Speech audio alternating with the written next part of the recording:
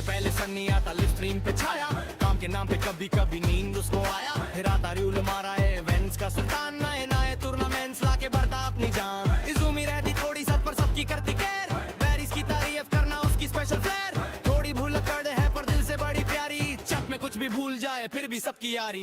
रयूगा रयूगा अपनी ये कम्युनिटी, हर मेंबर की अलग है पर्सनालिटी, रयूगा रयूगा मस्ती में सो एंडलेस बातें सारी रात, रयूगा के साथ कभी ना होती बोरिंग बात।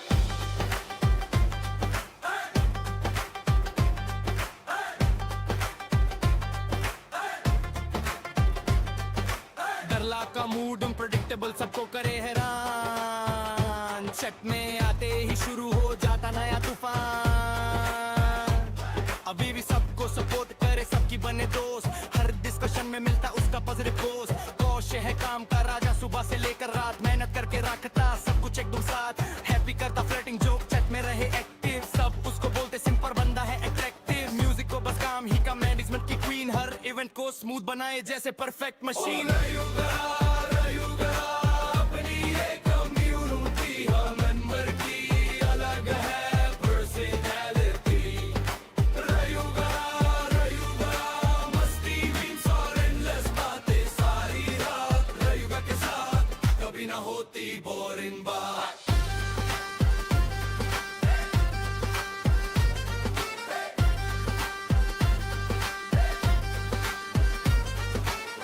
कभी लेट आती सबको देती सरप्राइज, ग्रिफिन मैनिक डिस्कोर करता फिर भी कोई ना रिप्लाई, ब्रिथी और दरला की चलती अलग कहानी, छत में दोनों मिलके करते मस्ती पुरानी, जेस्टी का बस एक ही मिशन इन दी वन की फाइट, दिन हो या हो रात रेडी एवरी नाइट, फुटबॉल का एक किस्सा सबको याद है आज, एक दिन गायब हो गया बन गया कम्युनिटी राज, अग्नि बनना चाहे फ्रंटमैन सपने बड़े महान, मी टेरी दौर है टैलेंटेड बस टाइमिंग थोड़ी अनजान, सेंस की कहानी अलग 2 मिनट का जान, हर टॉपिक पे आ जाता उसका नया राग, सिलिया रखे सबका ख्याल दिल से बड़ी स्वीट, रेनर छत में आता तो शुरू हो जाती हीट, समा का नाम सुनते ही सब बोलते लो भाई, पर फिर भी हर रेवन में उसकी attendance I. Good evening, ladies and gentlemen, and I would humbly welcome you back to MSC. Another one you're thinking of is going to be MOBA Summer Cup, brought to you by none other than Rayuga Esports. And we're jumping straight into the game between Team Espanol, which you might see a lot of familiar faces with, against Team Nine Heavens, an elite leaderboard team. And of course, myself, I'm going to be right into the casting desk with Debbie joining me. And Debbie, it's a pleasure to be back with you away from all the noise. Finally, I get myself an analyst, the best one. Okay, sure. That's why I'm very willing to help, and especially when we know the teams, right? It's definitely gonna be so much easier to see whether who's gonna be picking up something other than the things that we are already familiar with. And with the start of MSC, right? This is the MSC that we are talking about. Espanyol will be going against Nine Heavens, and I'm pretty sure that there are so many things that we can expect from both of the teams. And first take, both of the jungles are really comfortable onto the Fanny. That's that much I'm pretty sure we can say about that. And their XP laners are amazing, both sides. That's what I wanted to highlight since the start of our, discussion for these two teams. So let's see though what kind of bans that they are going for. Matilda first ban. So is this a hint for an Atlas to come through? Okay. Anyways, sorry about that. Right now, we're obviously gonna get Matilda ban. It's kind of funny, this girl, when she received the buff, okay, I think for a solid week, she was not picked anywhere. And now suddenly she's banned everywhere. She's gone. She's dusted. She's now the new Marcel. Even though Marcel is still almost permanently banned, you get my point, right? Matilda has a massive ban rate, I believe. And it just happens every season. Like every season, Matilda gets that slight buff, shield scaling or like damage scaling, cooldown reduction, mana regen, anything. She just shows up in the meta and just completely takes over the ban slot, which puts you at bad spot whenever you're second pick. But that's the reason I'm mentioning is because Espanol, why are you banning the Matilda? Like, aren't you first pick?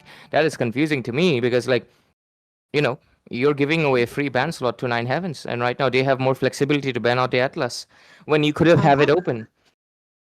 That's what, and I think for Nine Heavens they already read that out so well that with the banner to the Matilda, it's kind of like a no-brainer to see an Atlas to come through, right? So they are the one taking the Atlas away. Espanyol is a fairly new team with some similar faces, but the synergy matters a lot. But for Nine Heavens, they are a rookie team, I would say, as far as a stretch to say that they are underdog teams as well because they haven't played Mythic Showdown 2.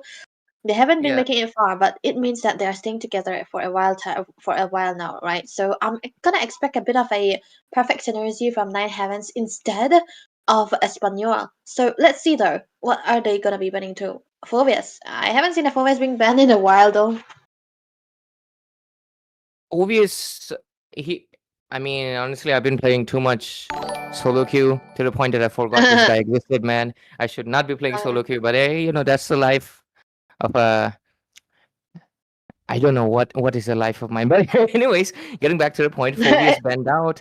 Pugito gonna be available. I feel like right now a lot of people have been kind of been able to figure out how to counter the Pugito. It just Mhm. happens to almost all the over the top meta heroes basically, right? They become the highlight, Yep. they have a lot of burst or damage or basically crowd control, and then slowly Mhm. people start to figure out how to counter out. Pugito right now sits at like kind of a similar position.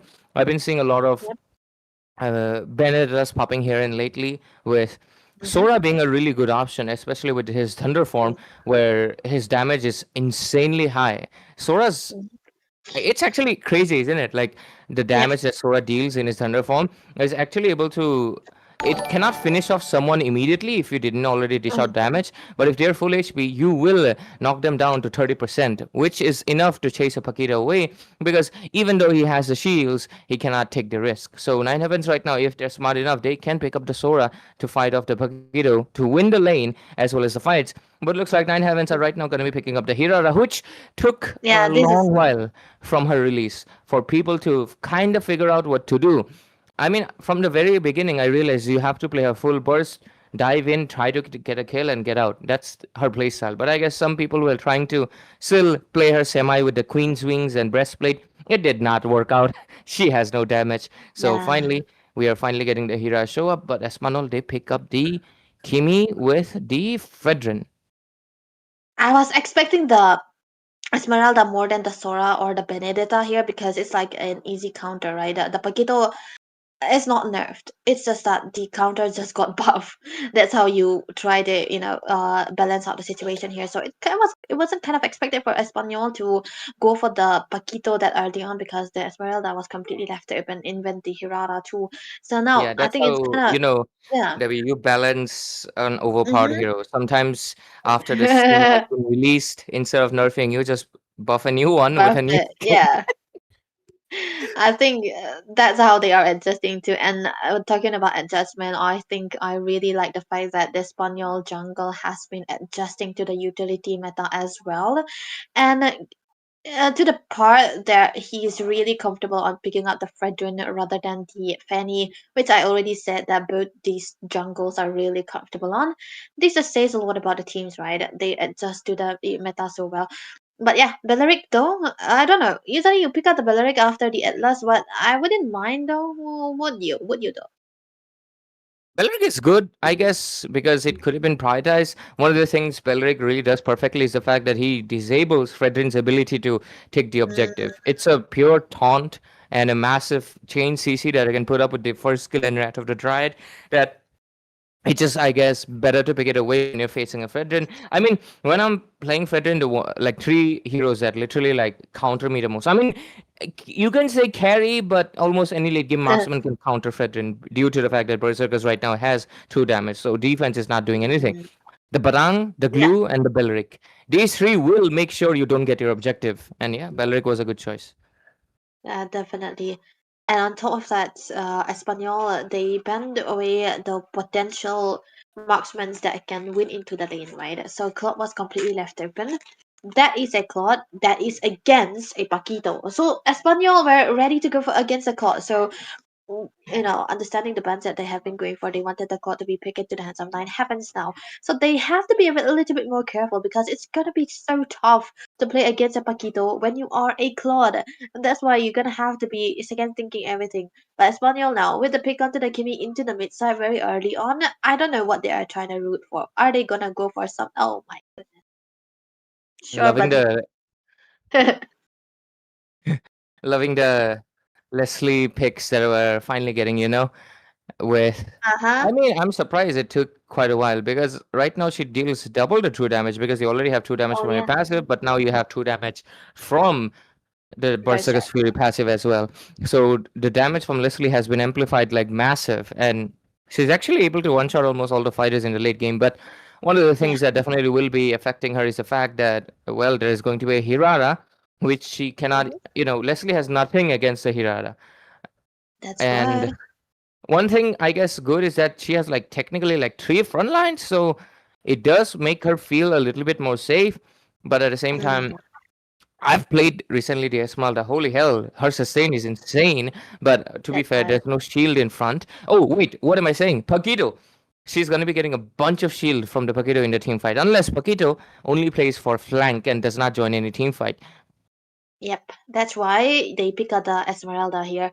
And I think, like you said, the Paquito have to play for the flanks. And I think that's the whole reason of playing a Paquito. No, you want to go for Yeah, the yeah. kiting, you want to go for the flanks, you don't want to be stuck in the lane. And for the Esmeralda, she wants to She's sick. I mean, the capture. shield. She wants to capture the Paquito into the lane so that he cannot do the kiting things that he wants to. So let's see though, let's head into the game here, Espanol.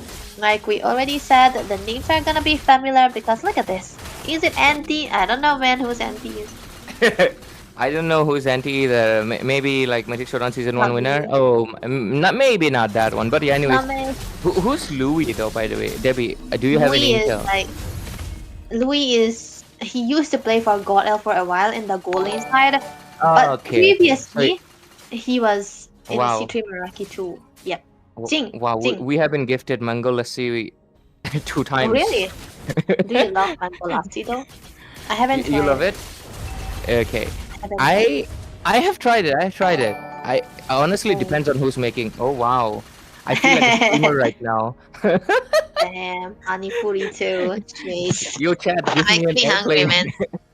Oh yeah, thank you, airplane. Let's go, airplane. Is airplane Anyways, a yeah, thing now? focusing into the game.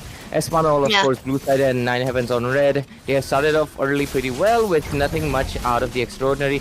A lot of poking towards the mid side, and that's about it, honestly. We won't be getting much action until the turtle fight. Hirara is, I feel like, in a similar predicament as a Fanny. You can't exactly take the turtle solo. You gotta wait for your teammates. But oh, top side, we're gonna be seeing an engage. Hirara taking a lot of damage, uses the immunity to get out of there. Doesn't get the bonk, gets away. But with it, does not find anything. No first blood yet. Turtle coming in. Yeah, turtle coming in, but with the presence of a full HP Rudius, the argue by the way. But yeah, it's gonna be a high loss, right? And a Fred win too. So look at that backline though. Esmeralda's damage is honestly insane. Almost took it out. They're gonna be able to retreat using up the spells. That's gonna be first blood secure on the other Wow. side of the map. While this side, God gonna be dishing out the damage. Doesn't really find Okay. anything. Misses out the bonk. And Anti almost 1 HP. Regardless, gets taken away as Carlos was able to find him. And that could have been a double kill, but she probably has a skill on the cooldown. Esmeralda wants to initiate. Really low on mana. Ah. Regardless, 0-2 gonna be able to get the kill. Traction pulse. Nice. Esme still dancing around the map. Retreat. Retribution use? Eh, that's a free turtle. Yeah, already gone. And that's what I was talking about, right? You have to be watching out for Nine Heavens XP laner because he has been performing so good in every tournament that I've seen him so far. And this is what he's been doing, right? Onto a heroes that's really, really good into the winning side, he will be able to perform like this. And I think this is one of the best performances that they are going to be having into the early phases of the game. Another kill onto the bot lane against Louis, by the way. This is the second time he fell down in 1 minute of the game.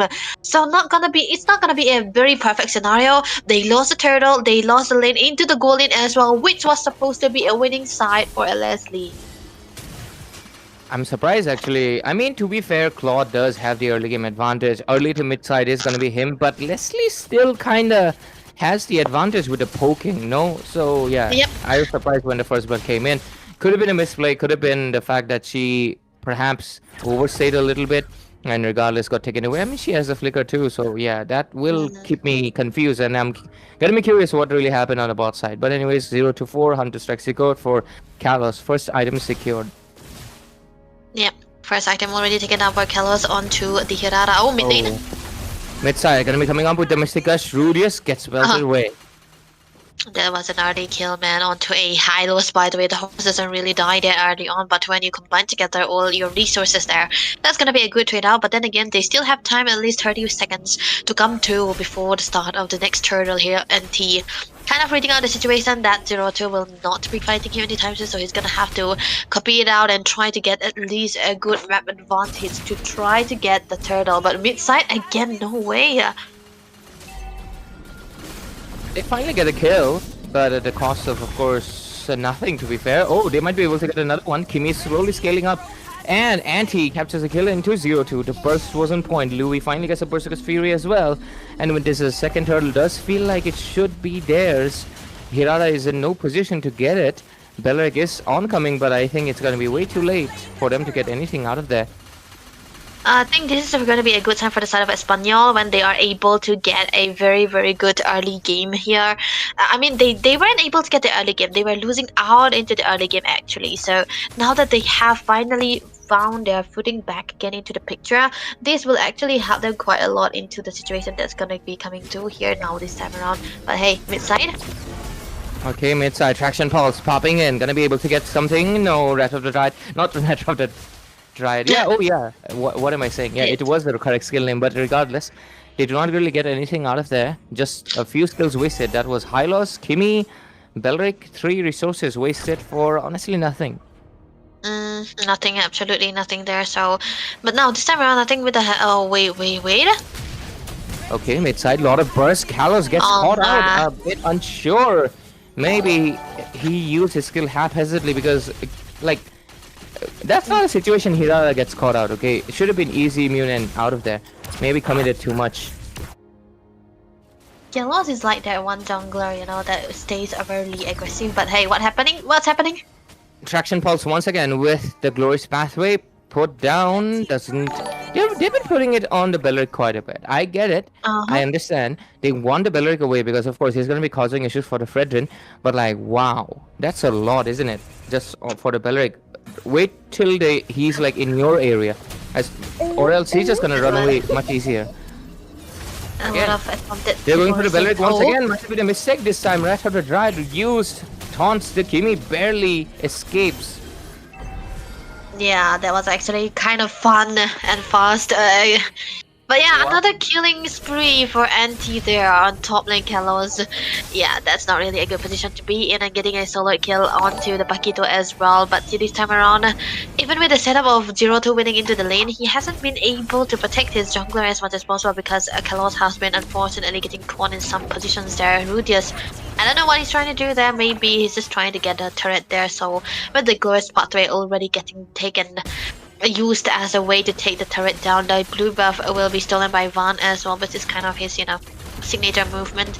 He usually go for the invades most of the time, and that's what they have been doing. Turtle will be taken away by the side of Espanyol again. This will just give them a good goal lead too. 1k goal lead is into their hands now, but there's still the, you know, the picture, right? Who's gonna burst down? Wait, never mind. What is happening? Gets Louis on the top side. To be fair, there was like 4 members diving on the solo Leslie. There was just no way to, when you're grouped up together like that. It's going to be going down 4-6 right now. Anti once again wants to find something. Doesn't really get anything out of it, and they will just back off the law. It's going to be popping in a few more seconds. How many seconds is that? 50? Yeah, so half a minute, I guess. And with this, I believe Kalos should not be clearing out lanes. You know, one of the things I really dislike, if Hirara is clearing out minion waves, that's not your job. You have 23% on minions. That is like, it's better for just the Minotaur to clear lane. Or like, you have a Belric. He has better wave clear. Yeah. 0-3-0 for Louis there. Still not really a good time for a Leslie to play around with. But top lane Anti will be getting something here. Kalos again in mid-side? What's... Oh my... Blazing Duet gonna be copping up with the damage. Faden trying to retreat from the other side, kiting away, might be able to be safe. Van Yamal gets caught up, but he has enough high HP pool to get away as well.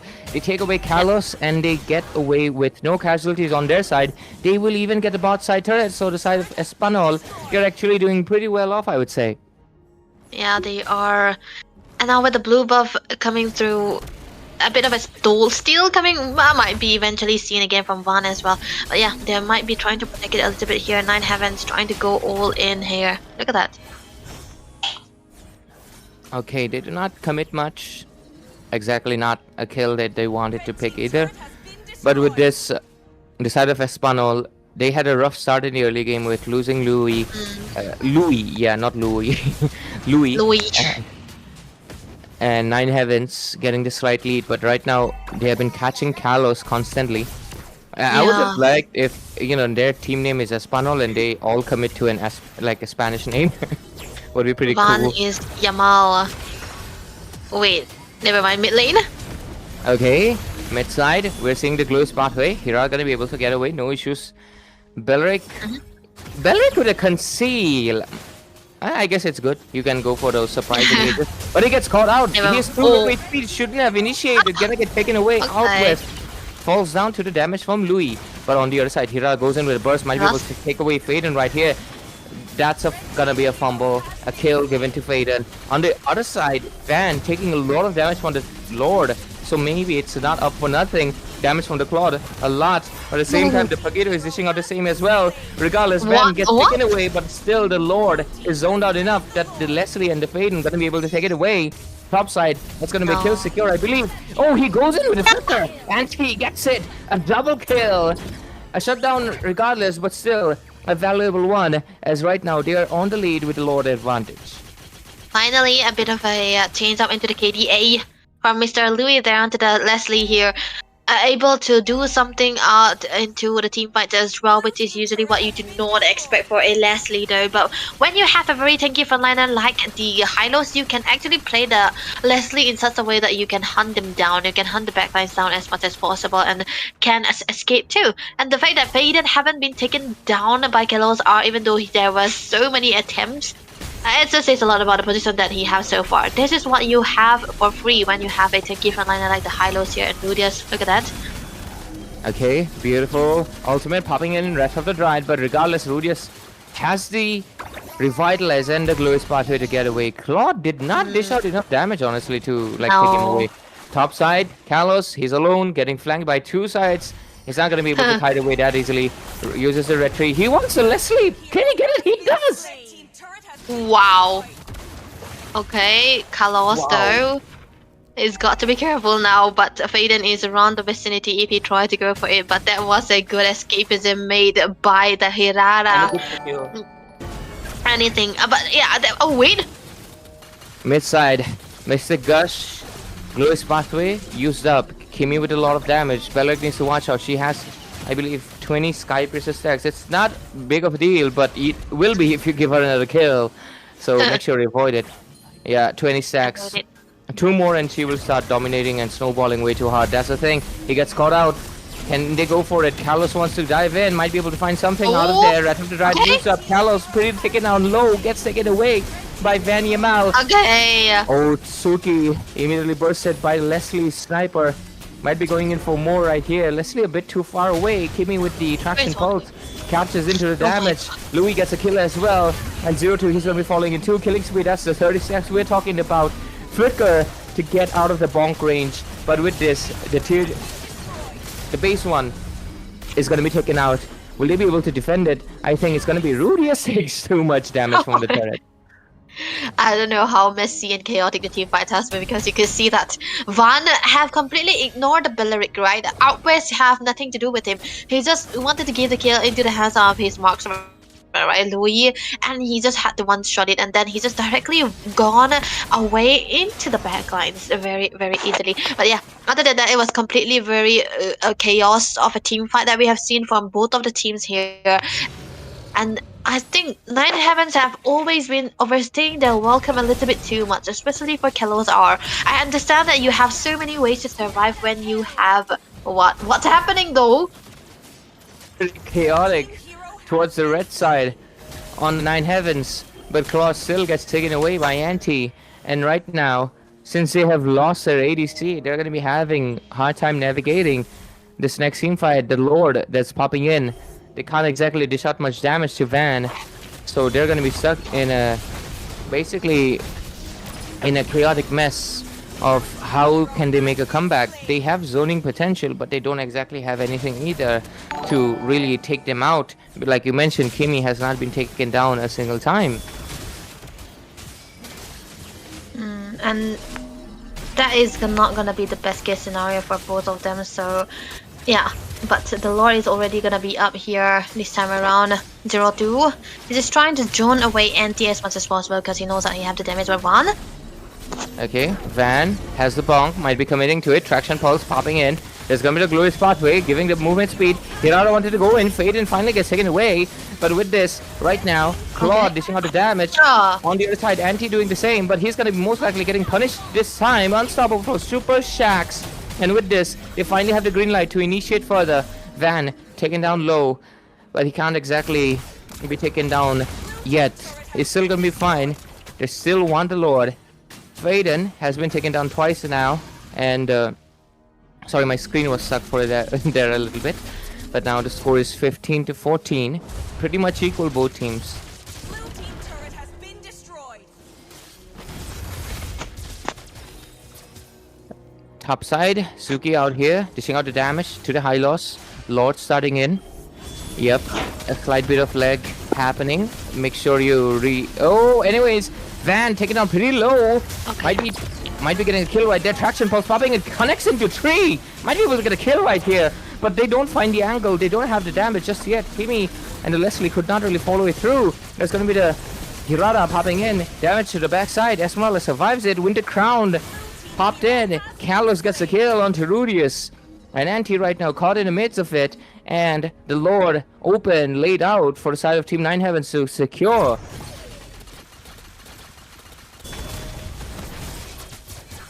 Lord right now uncontested, gets taken away. Anti was trying something, lot of burst, but they don't find anything. Anti, lot of damage, but Kalos with the overextension gets bursted. Debbie, can you see now? Yeah, that's definitely. I could see that Kalos has been overstaying a lot. 7 times in a row he's got taken down there on a hero like a Hirara who is so mobile. I don't understand what's happening to 9 Heavens right now because they have been losing out quite a lot there too. Even if they are trying to win out onto the fights, they have been losing out because of their overzealousness. You don't really have to do that. You just try to trade it out for something and get back. That's how you put away all your disciplines. And I think Espanyol actually taken advantage of that, and they have been winning out just because of their overextension coming through from 9 Heavens there. But even if they are the one with the Lord, they lose out onto their mid turret already. So that's kind of a bummer because they cannot really find gain with the Lord that they have already taken. Okay, Mr. Gush gonna be popping in. There's gonna be the Louis pathway put down. Gets a stun in with the revitalize. Do they find something out of here? Van gets stunned constantly. Traction pulse used up already as well.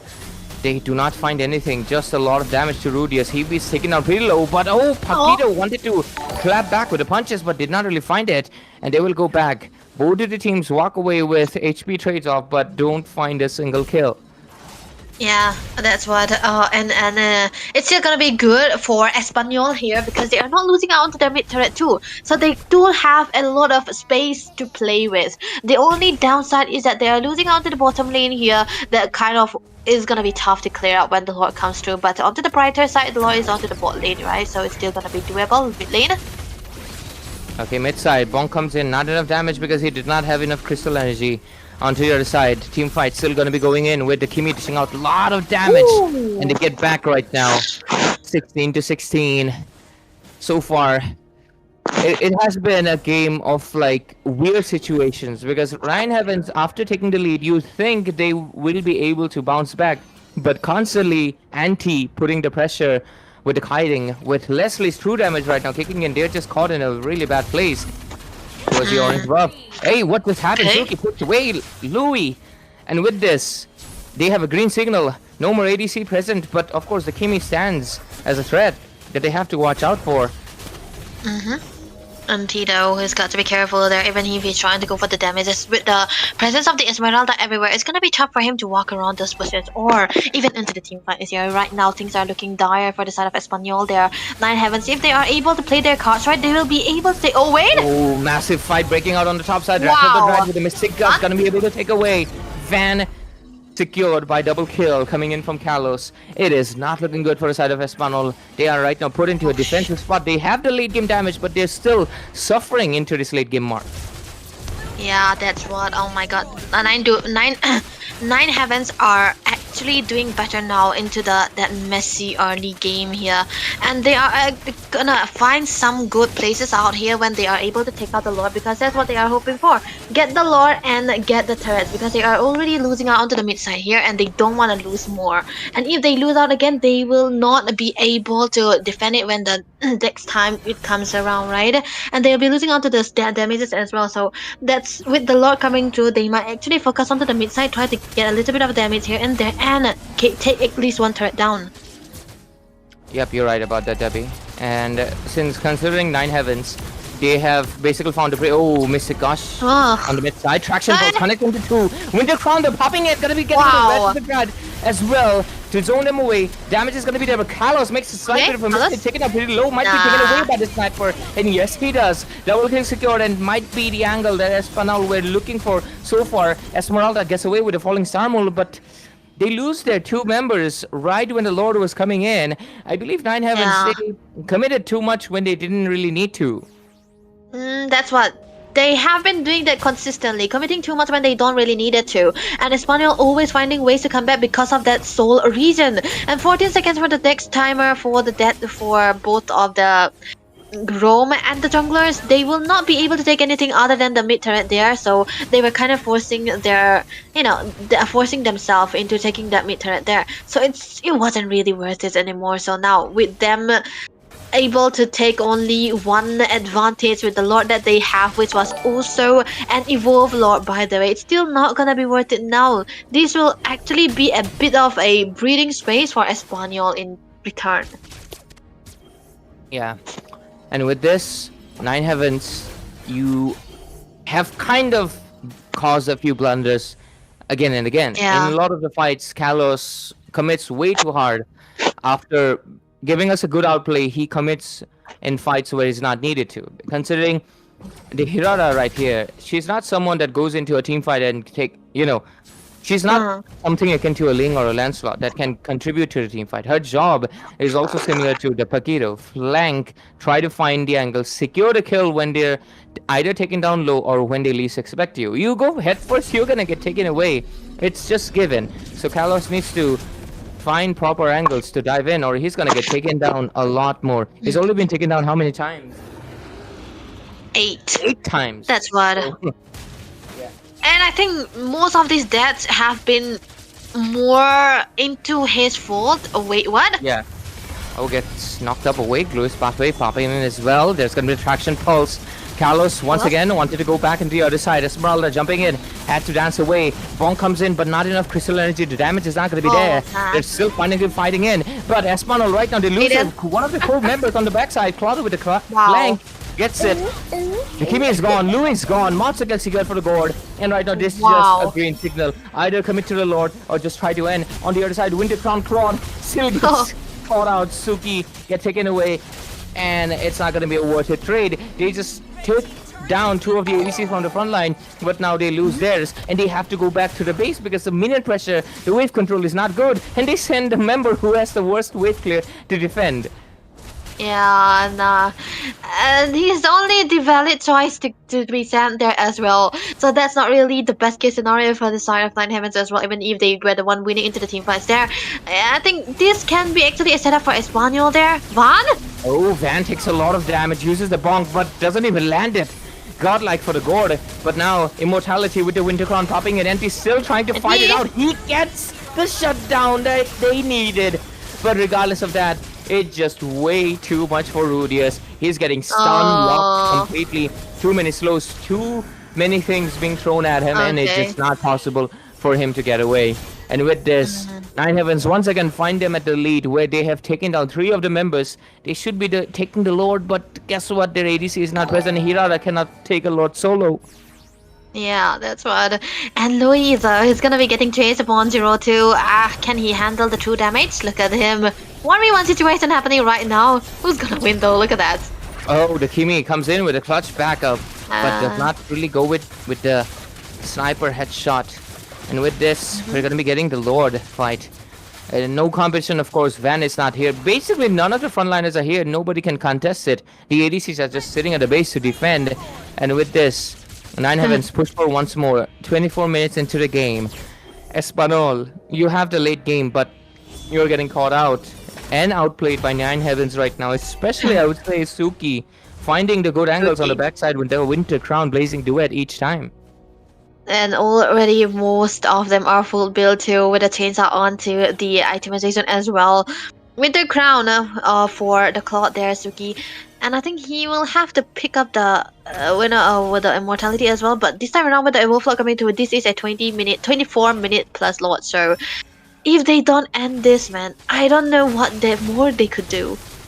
Okay, Wrath of the Drat catching Anti right there. Immortality gonna be popped out. He's gonna get taken away by Kalos. Finished off. Faden though takes away Outwest as well. Esmeralda gets taken away too. 0 to falling down. Blazing duet onto the backside with the Winter Crown. Able to get a kill. Leslie taken away as well.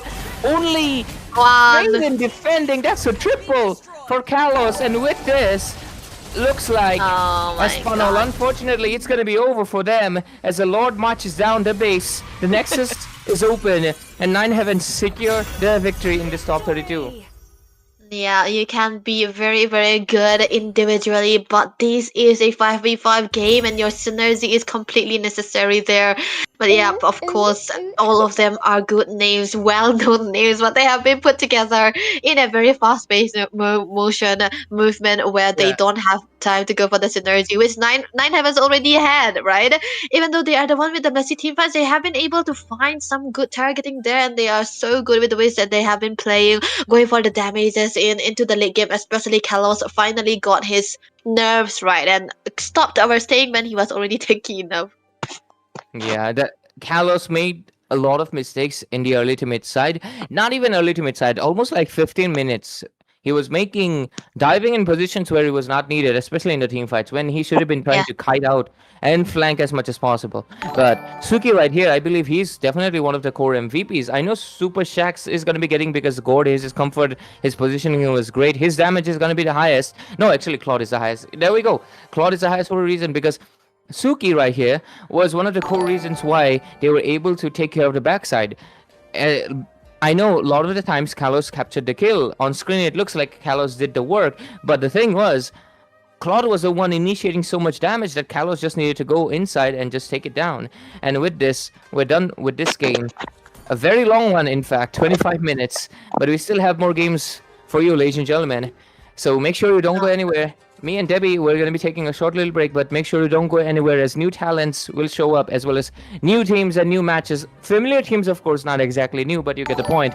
So make sure you stay tuned at Rayuga Esports, and we'll be back with MSC MOBA Summer Cup with you on this channel. Make sure to like and subscribe and share it to your friends so they can join us. We even have giveaways hosted, I believe. So make sure you stay in contact with the links in description. The Discord server is most likely going to be there, and we'll be right back with the second match.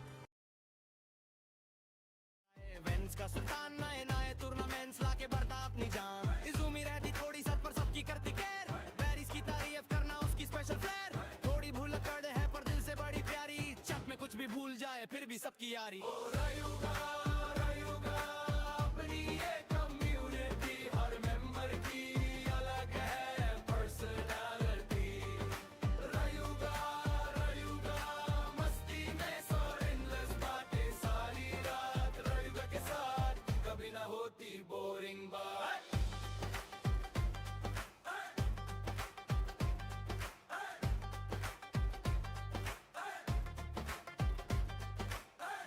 का mood unpredictable सबको करे हैरान चट में आते ही शुरू हो जाता नया तूफान अभी भी सबको सपोर्ट करे सबकी बने दोस्त हर डिस्कशन में मिलता उसका पॉजिटिव पोस्ट कौश है काम का राजा सुबह से लेकर रात में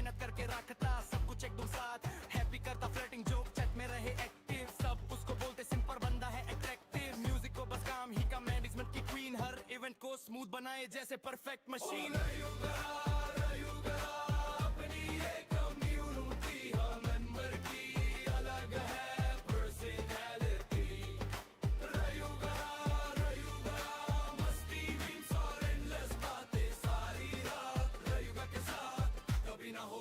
बोरिंग बात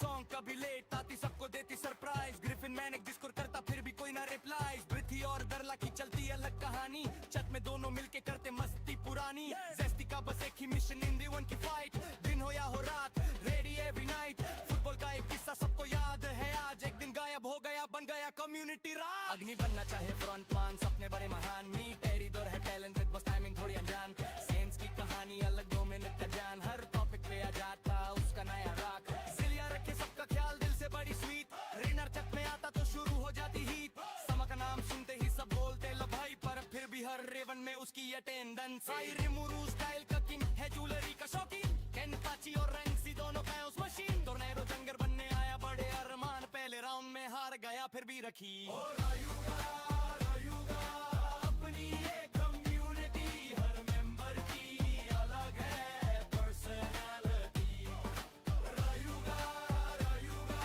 मस्ती मीन्स और एंडलेस बातें सारी रात रायुगा के साथ कभी ना होती बोरिंग बात ये है रायुगा फैमिली अलग सबके रंग कभी हंसी कभी रोस्ट कभी गाने के संग जो भी आए यहाँ बन जाए अपना यार रायुगा कम्युनिटी रहे सदा तैयार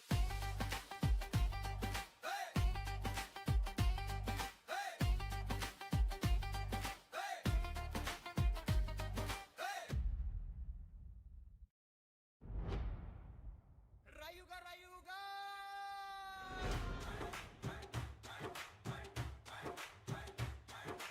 रायुगा कम्युनिटी सब आ जाओ साथ हंसी मजाक मस्ती और दोस्ती की बात सनी रूल इजुमी सबका अलग अंदाज रायुगा के मेंबर्स है एकदम खास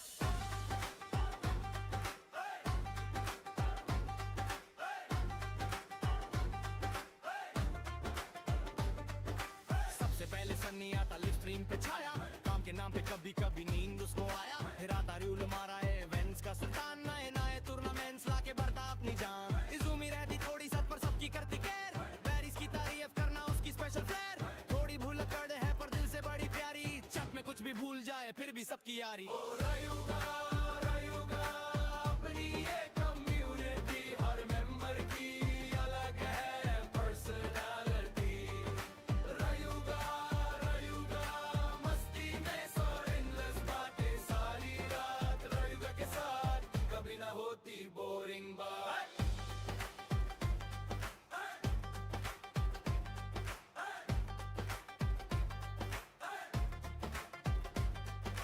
डरला का मूड अनप्रेडिक्टेबल सबको करे हैरान चट में आते ही शुरू हो जाता नया तूफान अभी भी सबको सपोर्ट करे सबकी बने दोस्त हर डिस्कशन में मिलता उसका पॉजिटिव पोस्ट कौशे है काम का राजा सुबह से लेकर रात मेहनत करके रखता सब कुछ एकदम साथ हैप्पी करता फ्लर्टिंग जोक चट में रहे एक्टिव सब उसको बोलते सिंपल बंदा है अट्रैक्टिव म्यूजिक को बस काम ही का मैनेजमेंट की क्वीन हर इवेंट को स्मूथ बनाए जैसे परफेक्ट मशीन रायुगा अपनी ये कम्युनिटी हर मेंबर की अलग है पर्सनालिटी रायुगा मस्ती मीन्स और एंडलेस बातें सारी रात रायुगा के साथ कभी ना होती बोरिंग बात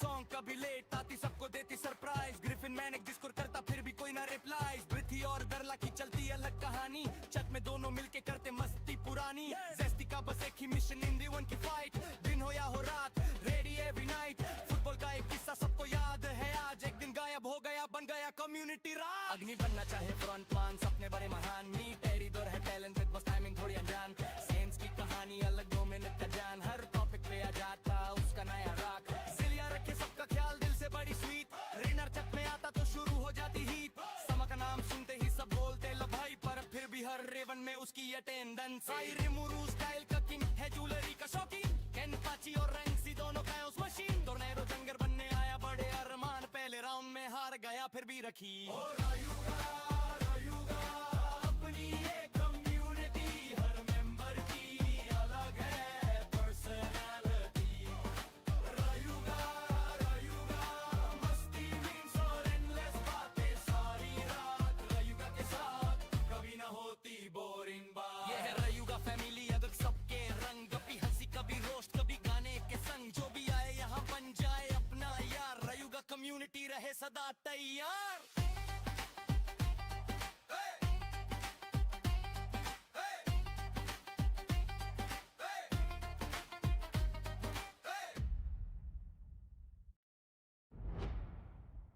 रायुगा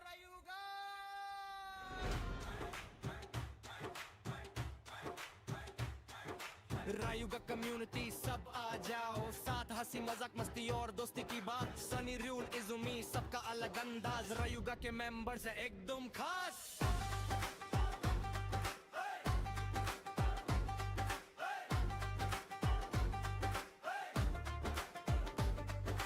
सबसे पहले सनी आता लिव स्ट्रीम पे छाया काम के नाम पे कभी कभी नींद उसको आया फिर आता रूल मारा है इवेंट्स का सुल्तान नए नए टूर्नामेंट्स लाके बढ़ता अपनी जान इजुमी रहती थोड़ी सच पर सबकी करती केयर बैरिस की तारीफ करना उसकी स्पेशल फ्लेयर थोड़ी भूल कर दे है पर दिल से बड़ी प्यारी चक में कुछ भी भूल जाए फिर भी सबकी यारी रायुगा अपनी ये कम्युनिटी हर मेंबर की अलग है पर्सनालिटी रायुगा मस्ती में सो एंडलेस बातें सारी रात रायुगा के साथ कभी ना होती बोरिंग बात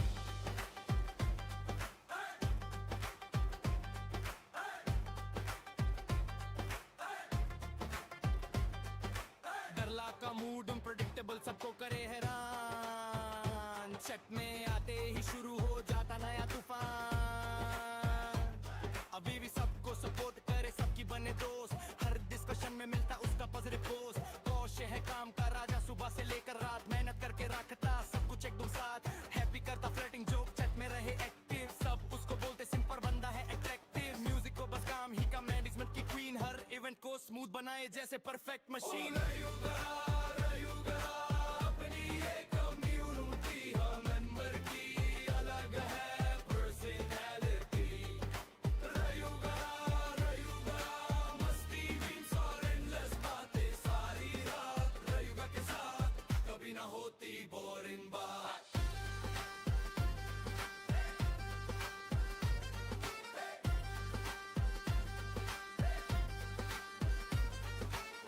कभी लेट आती सबको देती सरप्राइज ग्रिफिन मैनेक डिस्कोर करता फिर भी कोई ना रिप्लाई पृथ्वी और दरला की चलती अलग कहानी चट में दोनों मिलके करते मस्ती पुरानी जेस्टी का बस एक ही मिशन इन दी वन की फाइट दिन हो या हो रात रेडी एवरी नाइट फुटबॉल का एक किस्सा सबको याद है आज एक दिन गायब हो गया बन गया कम्युनिटी राज अग्नि बनना चाहे फ्रंट मान सपने बड़े महान मी टेरी दौर है टैलेंटेड बस टाइमिंग थोड़ी अनजान सेंस की कहानी अलग 2 मिनट का जान हर टॉपिक ले आ जाता उसका नया राग सिलिया रखे सबका ख्याल दिल से बड़ी स्वीट रेनर छत में आता तो शुरू हो जाती हीट समा का नाम सुनते ही सब बोलते लो भाई पर फिर भी हर रेवन में उसकी अटेंडेंस रिमुरू स्टाइल का किंग है ज्वेलरी का शौकीन केनपाची और रैंक्सी दोनों कायोस मशीन टोर्नेडो जंगर बनने आया बड़े अरमान पहले राउंड में हार गया फिर भी रखी रायुगा अपनी ये कम्युनिटी हर मेंबर की अलग है पर्सनालिटी रायुगा मस्ती मीम्स और एंडलेस बातें सारी रात रायुगा के साथ कभी ना होती बोरिंग बात ये है रायुगा फैमिली अगर सबके रंग कभी हंसी कभी रोस्ट कभी गाने के संग जो भी आए यहाँ बन जाए अपना यार रायुगा कम्युनिटी रहे सदा तैयार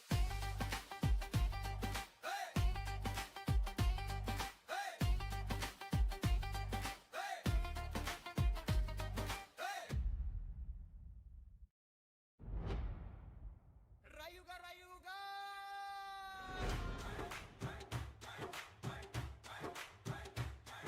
रायुगा कम्युनिटी सब आ जाओ साथ हंसी मजाक मस्ती और दोस्ती की बात सनी रूल इजुमी सबका अलग अंदाज रायुगा के मेंबर्स है एकदम खास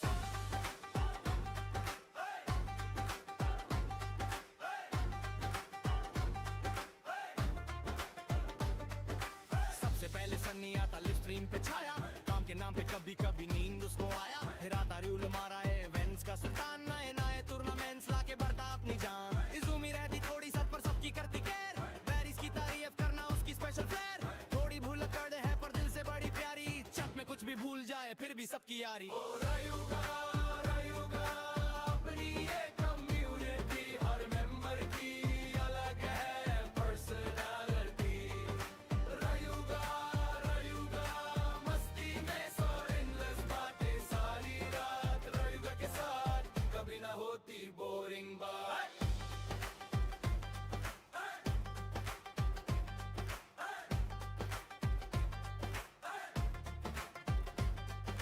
डरला का मूड अनप्रेडिक्टेबल सबको करे हैरान चट में आते ही शुरू हो जाता नया तूफान अभी भी सबको सपोर्ट करे सबकी बने दोस्त हर डिस्कशन में मिलता उसका पॉजिटिव पोस्ट कौशे है काम का राजा सुबह से लेकर रात मेहनत करके रखता सब कुछ एकदम साथ हैप्पी करता फ्लर्टिंग जोक चट में रहे एक्टिव सब उसको बोलते सिंपल बंदा है अट्रैक्टिव म्यूजिक को बस काम ही का मैनेजमेंट की क्वीन हर इवेंट को स्मूथ बनाए जैसे परफेक्ट मशीन रयूगा अपनी ये कम्युनिटी हर मेंबर की अलग है पर्सनालिटी रयूगा रयूगा मस्ती मीम्स और endless बातें सारी रात रयूगा के साथ कभी ना होती बोरिंग बात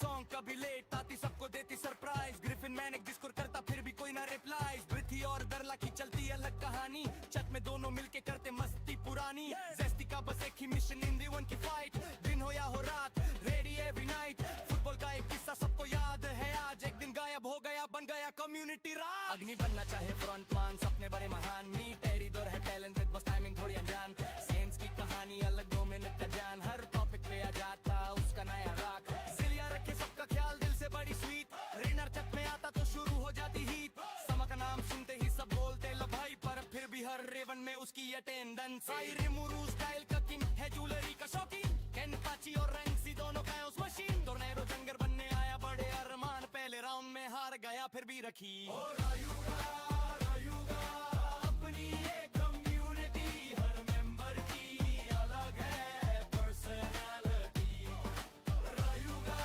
रयूगा मस्ती मीम्स और endless बातें सारी रात रयूगा के साथ कभी ना होती बोरिंग बात ये है रयूगा फैमिली अलग सबके रंग कभी हंसी कभी रोस्ट कभी गाने के संग जो भी आए यहाँ बन जाए अपना यार रयूगा community Ladies, gentlemen, viewers of all ages, welcome to the MOBA Summer Cup Stage 2.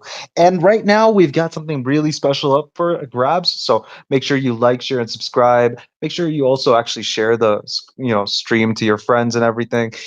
We've got one exciting match coming up, RNX Esports, people that have actually reached the mythic leaderboards, facing off against Young Blood, Nexus Esports. And on the casting desk today to get you all the action-packed, juicy details of the match is me, Crucifix. Joining me is going to be Sasuke.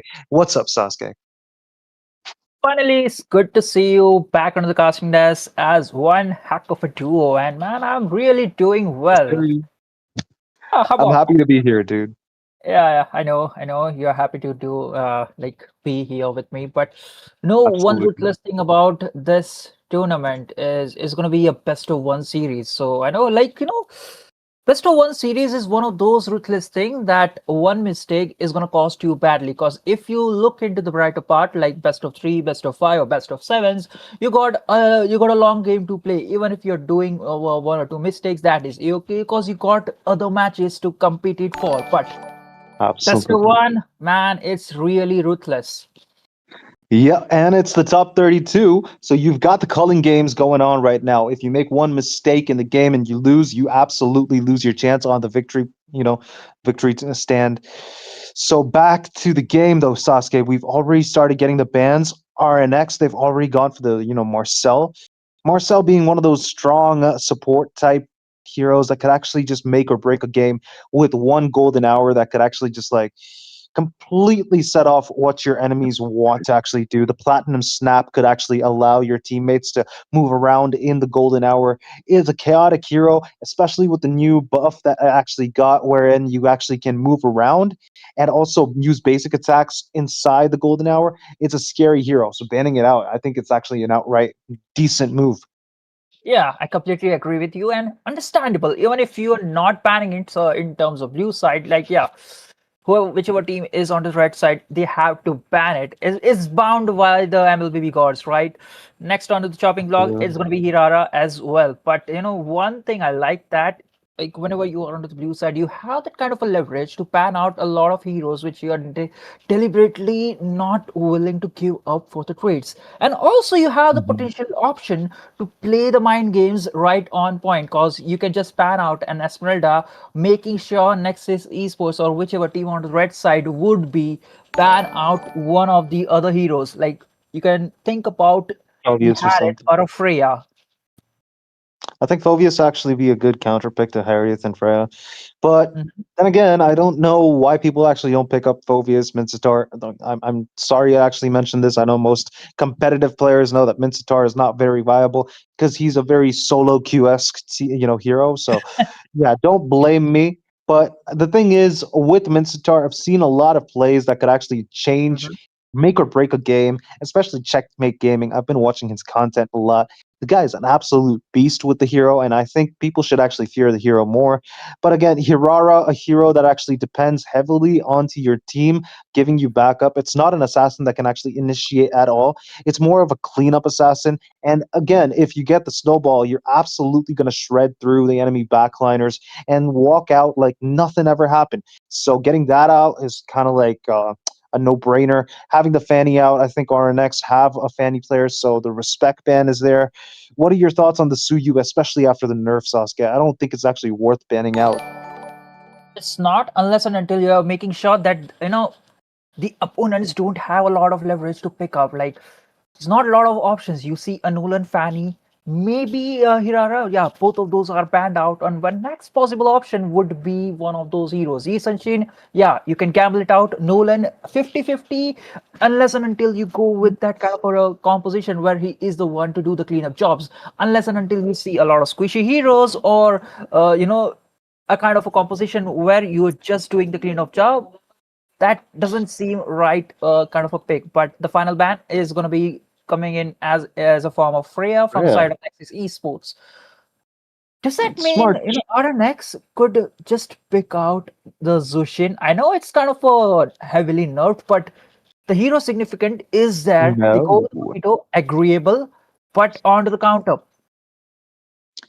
They've actually swapped up the opportunity to get the Zushin on their side for the Paquito. Paquito is definitely way more stronger than Freya, especially with the way things are going right now. The guy's gotten nerfed a little bit, but he's still punching people, jabbing, and putting those hooks in the enemy's faces. Even tanks are not safe against this guy. So getting him is a very, very good kind of like initiative to get the Mhm. draft more into a hyper offensive type. But look at that. Nexus Esports responds with Wait, Eudora, I'm kind of confused. I'm not going to speak about it. I don't know how that's going to run out, but Atlas is definitely going to be one of those heroes that could actually mess up a team fight, especially with Frigid Breath. He could actually, force people to make use of the Purify or something like that. But I think heavily investing on the Atlas in itself is a very, very bad decision.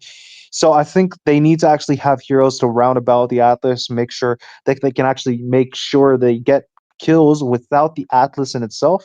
The Atlas is just a bonus, but he's definitely a strong contender for the best tank. Yeah, that's true. Agreeable again. What I'm thinking of right now, that hero that pairs out really well over that list is one of the hero that Guinevere can just use the spatial Guinevere, yeah. migration and also the Violet Requiem once the Fatal Links is connected. If not, just use the Violet Requiem alongside the Fatal Links. It's gonna work well. But what else? Sunshin does go well. They go with the Guinevere, absolutely doable. On the side of RNX, they secure Minotaur alongside Lilia as a counter pick from Atlas and Eudora. Now, I Hmm. was going to go with what? Belric? Because It could be possible. yeah, it is also a viable option, if not Minotaur. But one thing that I like about Minotaur is that the heal that he gives. So you have the healing potential alongside the Minonian Fury to just stun down all the initiatives that are coming through from the side of Nexus Esports.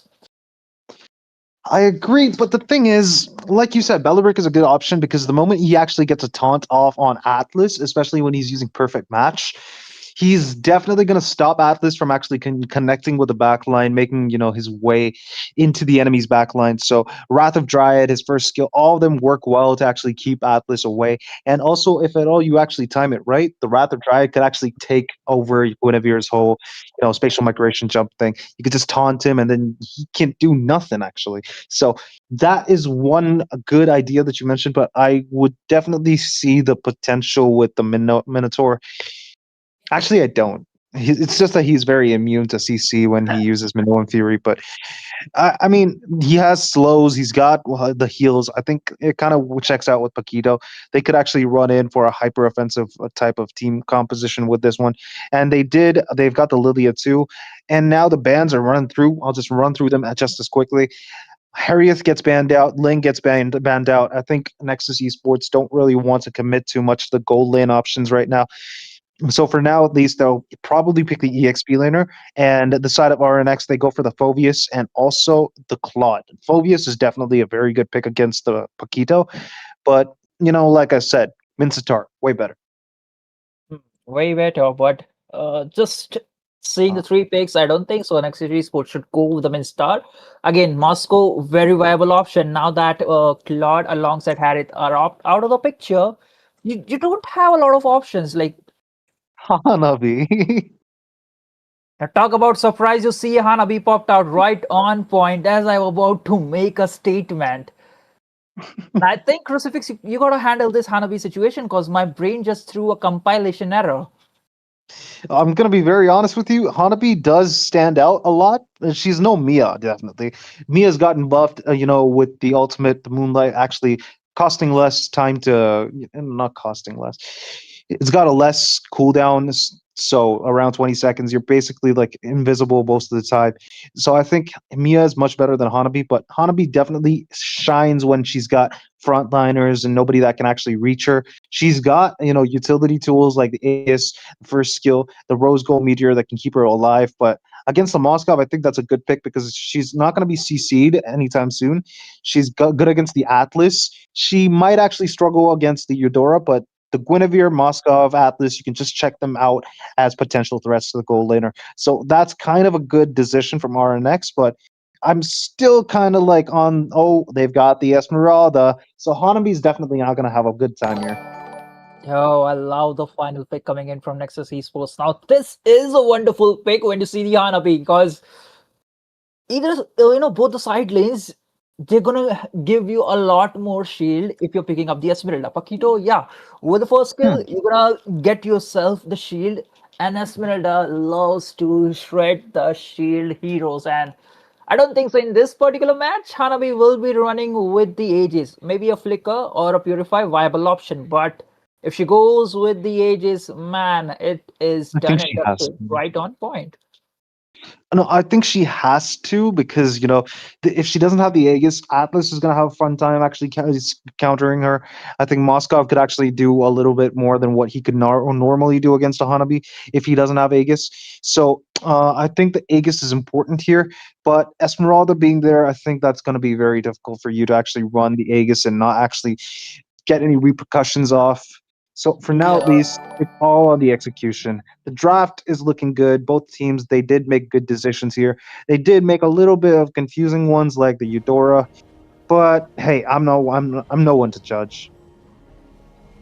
If you're judging about the Eudora, I might put a stinky eye on that Hanabi pick because, hey, hands off, I don't really like the Hanabi just because you need a lot of itemization. You need to gamble it out a big part onto the later phases of the game.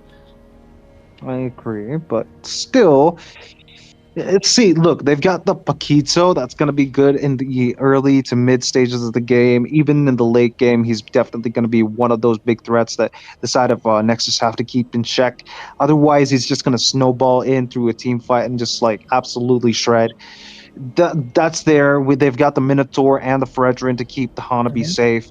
So Esmeralda can't really catch up to her anytime that without having to face the wrath of the tanks. So let's just be very honest. I think the side of team RNX, they've got a good draft. The Eudora is the only one that I'm worried about. Well, ideally, I agree that you like RNX2 have a really good draft. It's just the goal lane pick which I'm very, very, like not happy about. Like, I getcha. so there's plenty hey. of options. You could have gone with a Brody, you could have gone with a Bruno, maybe a Clint. Possible, but that's something that the chat has to decide, not us. We're here to commentate, and we're in the land of Dodd for this exciting game. Look at that, Minotaur helping his brethren. That's a good decision. And in the mid lane, Kid, and I think they're actually overstaying their welcome. Venti and Kid should have actually just cleared it up pretty quickly. Mm-hmm. But they're trying to get the vision on the enemy jungler, which is actually a good thing. Esmeralda positioned herself well, but she might be in trouble if he gets caught.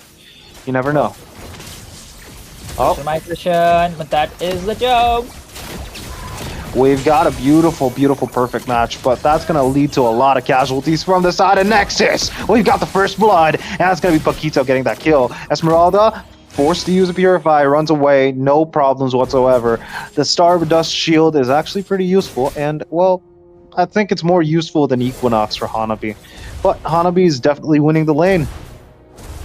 Well, just in the early phases of the game, but I'm still not sure why POC is like not able to pull these things out. But yeah, first blood right in the hands of RNX Esports. The flicker being used out from Leonex just to punish the overextension of Kid.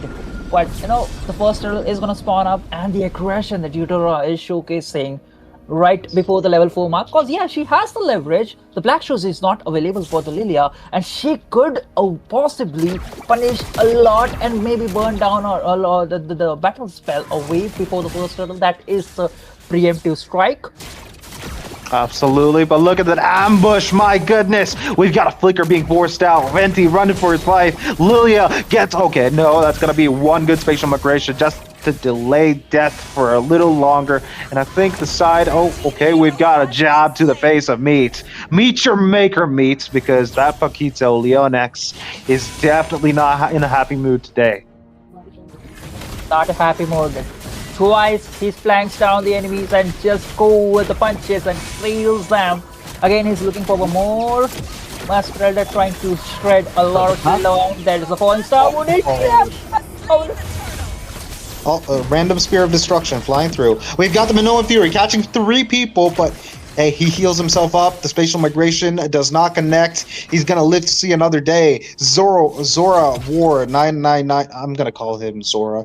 Zora escapes. Oh, I think that's not actually that big of a difficult situation, but the Flicker was forced out. All in all, the side of Team RNX, they made good plays here. They've got 2-1, and their goal lead is definitely equal. That's a random Fatal Links just to take down Leonex. And Nexus equalizes score. I'm still kind of confused as to why they did that. Well, it is what it is. Technically, he was the one who got the 2 kills, so ideally he was leading in terms of the goal. So they just made sure that they just stop or choke down in his goal or farm. That's not gonna hinder them a lot unless and until they just focus down to the goal lane at this point, because Hanabi in the later stages of the game, if she is left open to farm, is gonna be dealing a tremendous amount of damage. That's true, but look, I'm going to be very honest with you. Nexus, they are definitely on the leading side, but they are prone to getting ambushed. If at all the side of RNX, they make a good decision here. I think Kid knows that the enemies are right there. Okay, he's tried to bait them out. He's got vision on the Fredrin. That was a good, perfect match. And now Minotaur has also revealed its position. So Moscow playing safe, a very good position. There goes the spatial migration into a Violet Requiem, getting the kill on Kyoto. And okay, Spear of Destruction for absolutely no reason. Atlas using the perfect match, and now he's going to lead his team to get another kill. Lilia trying to get the kill on the mid lane, but it's going to be top lane Meat getting the kill on the enemy Hanabi. Double Oh, kill, I'm and that's what I said. Like, you know, she does not have a lot of escape option. It's just the shield. She's like prone to immobilize or kind of prone to like immune or prone to the heavy crowd control, but that's it. Not enough early damage, and just right on point is going to be punished. And the first turtle, not the first but second turtle in the hands of Nexus. They are looking for more instant burst coming in from Eudora. Oh no, bro. I actually missed that. But look at the Fatal Link. There's a fight going on. Come on. That's going to be Kaito getting taken down again. Oh no. Turret has been destroyed. Random fights all over the map, but Paquito looking for the objectives, managed to take down one tower of Cam under the bottom lane. Now looking forward to fight against Master. That's not the thing you ideally do. Minonian Fury right on point. Flick up Bane forced out away from Kid. Well, all in all, I think the side of Team RNX, they're playing it very passively. They've got the Paquito. I think Paquito should not stick to the gold, EXP lane, force the flicker out. That's going to be an ultimate. But nobody getting caught there. He's got the passive set up. Probably going to go for another kill. They've got the flicker on the Minotaur. Possibly they're going to... Okay, they don't have the Minoan Fury. They can't make an engage. The side of RNX, they take, a bow, and they go back. Look at the position coming in from Eudora on the top lane. Playing sneakily, looking for the bleed or the fist in terms of marksman pick up in post out as the SOD of Cameron top lane. SOD misses down, he gets one kill on top. Look at the HP of Hanabi. A 1v2 situation in the top lane, he gets one and safely recalled to the enemy's own base. My goodness, dude. Eudora did not see that one coming, dude. And I'm going to be very honest with you. I think, SOD also being used up. Moskov and Eudora committed too much to that kill that they could not really deal with how much shields Hanabi has in the early game. They don't have the anti-heal either, so Hanabi is definitely going to have a fun time just absolutely just tanking everything with a shield. So Eudora really needed to actually think that through before she actually engaged. But all in all, that's not a big loss for them if they can get this turtle. But, I could be wrong. Meat has just met the Hanabi in his tower, and that's going to be another kill to the side of Nexus. Nice. Again, SOD misses down. Maybe connecting down with Natalia, we never know. But, big dose damage alongside the Minonian Fury. But Eudora will be falling down. She takes one with it. That's a 1-1-2-1 trade. But look at the... But there are more. That's a good Violet Requiem. They're going to take down Kaito too. They're going to follow inside the tower. Perfect match with the Frigid Breath, taking down Lin Nox and Leonex. And that's going to be another tower to the side of Nexus. The mid lane tower going down is the worst case scenario for you because then you're open to getting ganked out from any side of the map. The top lane, both towers are down, and the bot lane is the only one that's actually still standing. But all in all, they can't even attempt for the turtle. Nexus get the advantage here, and then they force it. Moskov making his play down in the bot lane, pushing towers. Very good decision, but all in all, Nexus seems to have this overwhelming lead with 6,000 to their side. And they're going to be fearless now. Okay, we've got the Fatal Links and the Flicker. Absolute humiliation. Violet Requiem into Minotaur's face. No Minoan Fury. But Moskov there to do the cleanup. Gets the kill on Kaito. And they're going to jump. They're going to go in for the Hanabi. That's going to be another kill to the side of Nexus. And they're following in for more. Black Shoes forced out. Frigid Breath trying to slow him down. That's going to be another kill to the side of Nexus. Venti getting that final one. The advantage that RNX Esports just lost, and now Nexus Esports on 8. There's a 6k. Wait. That electro ball, bro. Oh, bro. I just missed that. It was so bad. I felt so bad for Eudora. If it connected, it would have definitely been at least one more kill to the side of Nexus. But what was that? I got no clue. I got really no clue because basically, my princes are fighting amongst each other, like whether or not that Hanabi was really a good pick or bad.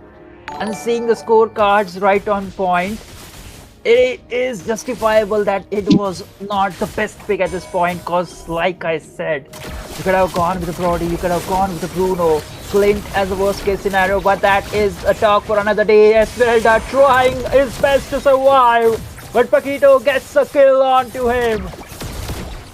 Oof, bro, that was not a good position.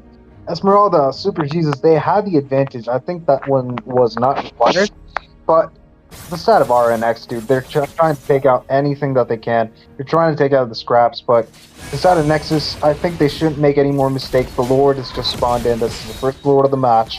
And Nexus seem to have the more opportunity in their position here. They're all positioned well, but RNX, they're not giving up. They can make or break the game with one good play. So it all depends on how they actually choose to make a decision here. Hanabi not being there, I think they are going to try to go in for Lord Steal, but perfect match being used up, scouting out the enemy's positions. That's going to be Kaito. Position reveal. Little links, a good Spear of Misery to stun him down. Kaido out of the picture. That's gonna be him losing his chance to take the Lord. And Minotaur surviving through all of that. Even I'm surprised, but perfect match. Forces out the Purify again. Spear of Destruction connects. Will they connect even further? No, it's not gonna be forced anymore. They've got the opportunity to take the Lord, and I think they're gonna go for that. They've got 2 kills too. And okay, never mind. Just a 2-kill bonus, and man, in the midst of the fight, Paquito did announce something, falling star mode onto the Hanabi, but that she'll be able to escape. Not for the mid tower. Paquito throwing a heavy jabs alongside the uppercut on 3 members, but the damage dealers still missing the part in the terms of damage. Nanba plays. He is dealing a lot of damage, but not that much. Wallet Requiem on 3 people. That's a beautiful Appraiser's Wrath, but Hanabi's gonna get the kill on Atlas. But Meat's gonna get a godlike, and Moscow following up. He's gonna shred through Hanabi now because he doesn't have the Aegis anymore. Meat staying alive with that much HP, even I'm surprised. But 6-21 with a Lord marching down on from their base. Nexus Esports, they can really take advantage of this. Nexus showcasing why they are the young bloods, even though they are not into the elite leaderboards, they are doing tremendously well, and also they were one of the top 16 teams in each one of this tournament. Esmeralda tried to do. That's a Purify and a Falling Star Moon to run away from the onslaught that RNX Esports had.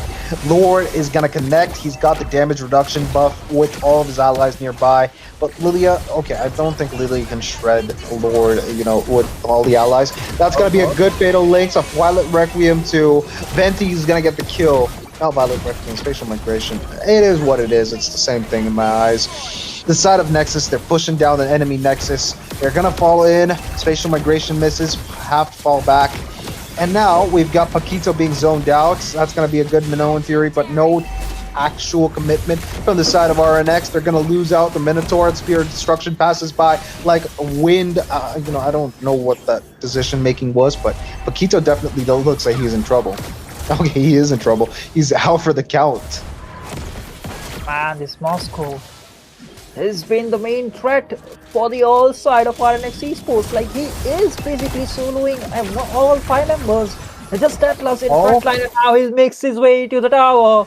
It chunks it out and secures the win for his own teammate as Nexus Esports just grab the victory into their pockets.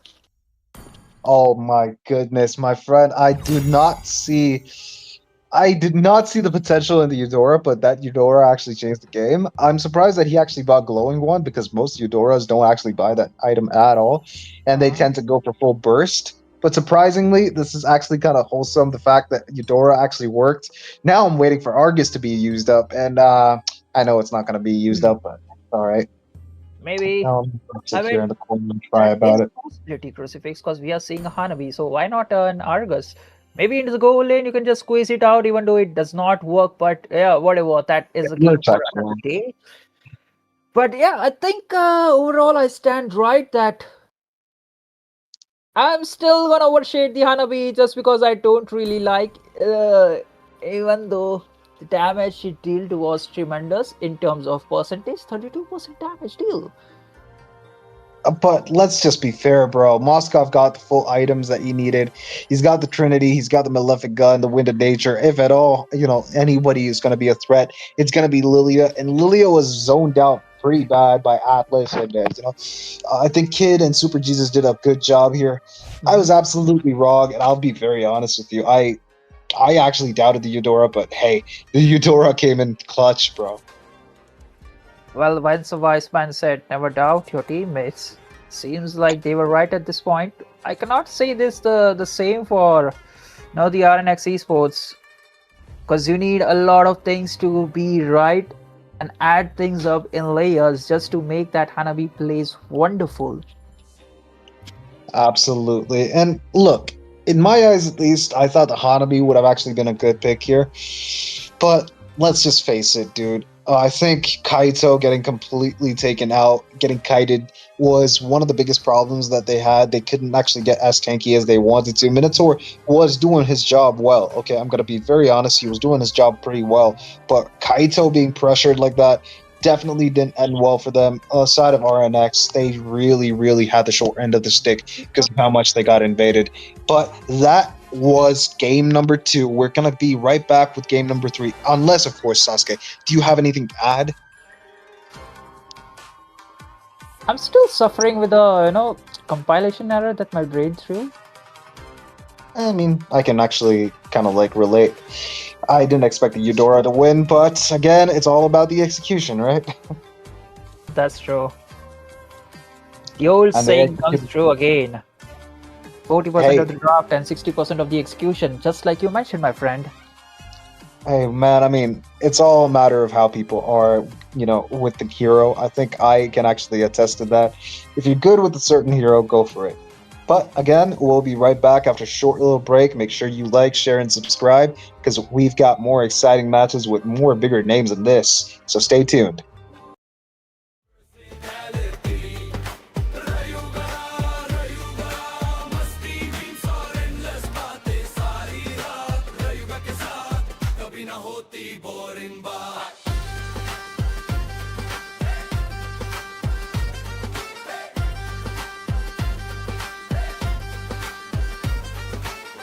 कभी late आती सबको देती surprise Griffin मैंने डिस्कोर करता फिर भी कोई ना रिप्लाई पृथ्वी और दरला की चलती अलग कहानी छत में दोनों मिलके करते मस्ती पुरानी जेस्टी का बस एक ही मिशन इन दी वन की फाइट दिन हो या हो रात रेडी एवरी नाइट फुटबॉल का एक किस्सा सबको याद है आज एक दिन गायब हो गया बन गया कम्युनिटी रात अग्नि बनना चाहे फ्रंट मान सपने बड़े महान मी टेरी दौर है टैलेंटेड बस टाइमिंग थोड़ी अनजान सेंस की कहानी अलग 2 मिनट का जान हर टॉपिक पे आ जाता उसका नया राग जिलिया रखे सबका ख्याल दिल से बड़ी स्वीट रेनर छत में आता तो शुरू हो जाती हीट समा का नाम सुनते ही सब बोलते लो भाई पर फिर भी हर रेवन में उसकी अटेंडेंस रिमुरू स्टाइल का किंग है ज्वेलरी का शौकीन कैन पाची और रैंक्सी दोनों का उस मशीन टोर्नेडो जंगर बनने आया बड़े अरमान पहले राउंड में हार गया फिर भी रखी अपनी एक कम्युनिटी हर मेंबर की अलग है पर्सनालिटी रायुगा मस्ती मीम्स और एंडलेस बातें सारी रात रायुगा के साथ कभी ना होती बोरिंग बात ये है रायुगा फैमिली अगर सबके रंग कभी हंसी कभी रोस्ट कभी गाने के संग जो भी आए यहाँ बन जाए अपना यार रायुगा कम्युनिटी रहे सदा तैयार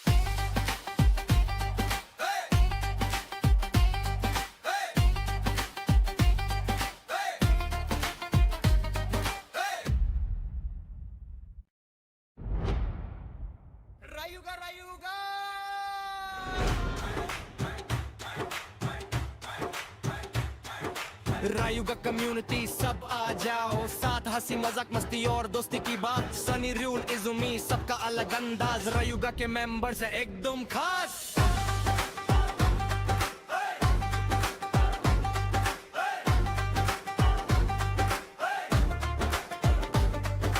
सबसे पहले सनी आता लिव स्ट्रीम पे छाया काम के नाम पे कभी कभी नींद उसको आया फिर आता रूल मारा है इवेंट्स का सुल्तान नए नए टूर्नामेंट्स लाके बढ़ता अपनी जान इजुमी रहती थोड़ी सच पर सबकी करती केयर बैरिस की तारीफ करना उसकी स्पेशल फ्लेयर थोड़ी भूल कर दे है पर दिल से बड़ी प्यारी छत में कुछ कुछ भी भूल जाए फिर भी सबकी यारी रयूगा रयूगा अपनी ये कम्युनिटी हर मेंबर की अलग है पर्सनालिटी रयूगा रयूगा मस्ती में सो endless बातें सारी रात रयूगा के साथ कभी ना होती बोरिंग बात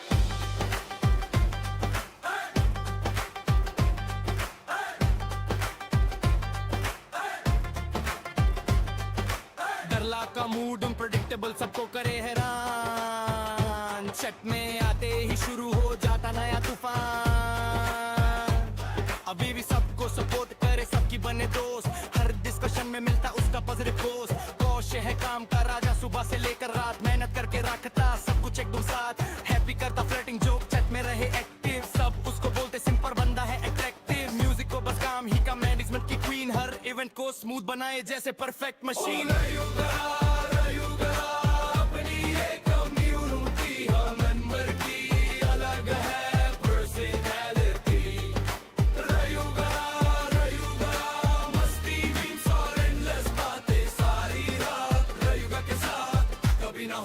बोरिंग बात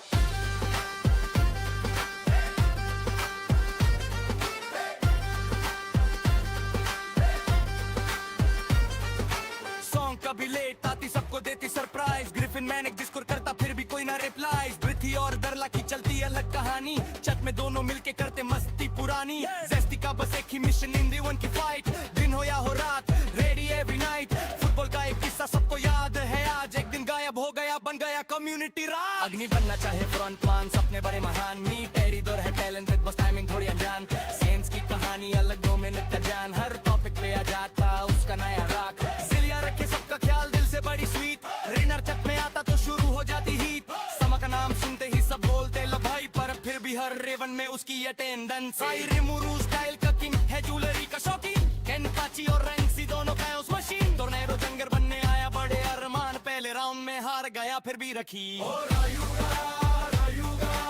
अपनी ये कम्युनिटी हर मेंबर की अलग है पर्सनालिटी रयूगा रयूगा मस्ती मीम्स और एंडलेस बातें सारी रात रयूगा के साथ कभी ना होती बोरिंग बात ये है रयूगा फैमिली अलग सबके रंग कभी हंसी कभी रोस्ट कभी गाने के संग जो भी आए यहाँ बन जाए अपना यार रयूगा कम्युनिटी रहे सदा तैयार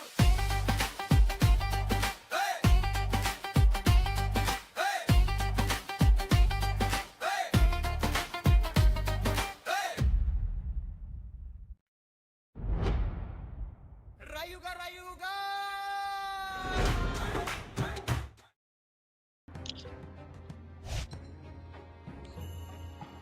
Ladies and gentlemen, welcome back. Like I said, we've got, names that you already know. CRQ, surprisingly, a Crux is actually, casting for a Crux Requiem. That should be their official caster at this point. But back to the game. It's going to be Crux Requiem versus Celsius Esports. Celsius on the blue side. They're going to get the first pick. CRQ on the red side. And on the casting desk, it's going to be me, Crucifix, joined by Zeta. What's up, Zeta? Crux, how have you been, man? And I do think that Crux Requiem should recruit you because how good you are at casting. Hey. And You don't have to put that much you know, butter on me, dude. I'm good. I'm you, good. I'm fine. I'm really, really delighted to be sharing this casting desk with you today because I don't think this pairing has ever been done before, right? We have never casted before, but let me just be very honest with you. I do not like getting buttered, so let's just go back to the drafting. What do you think is going to be the first drafting band that's going to come up?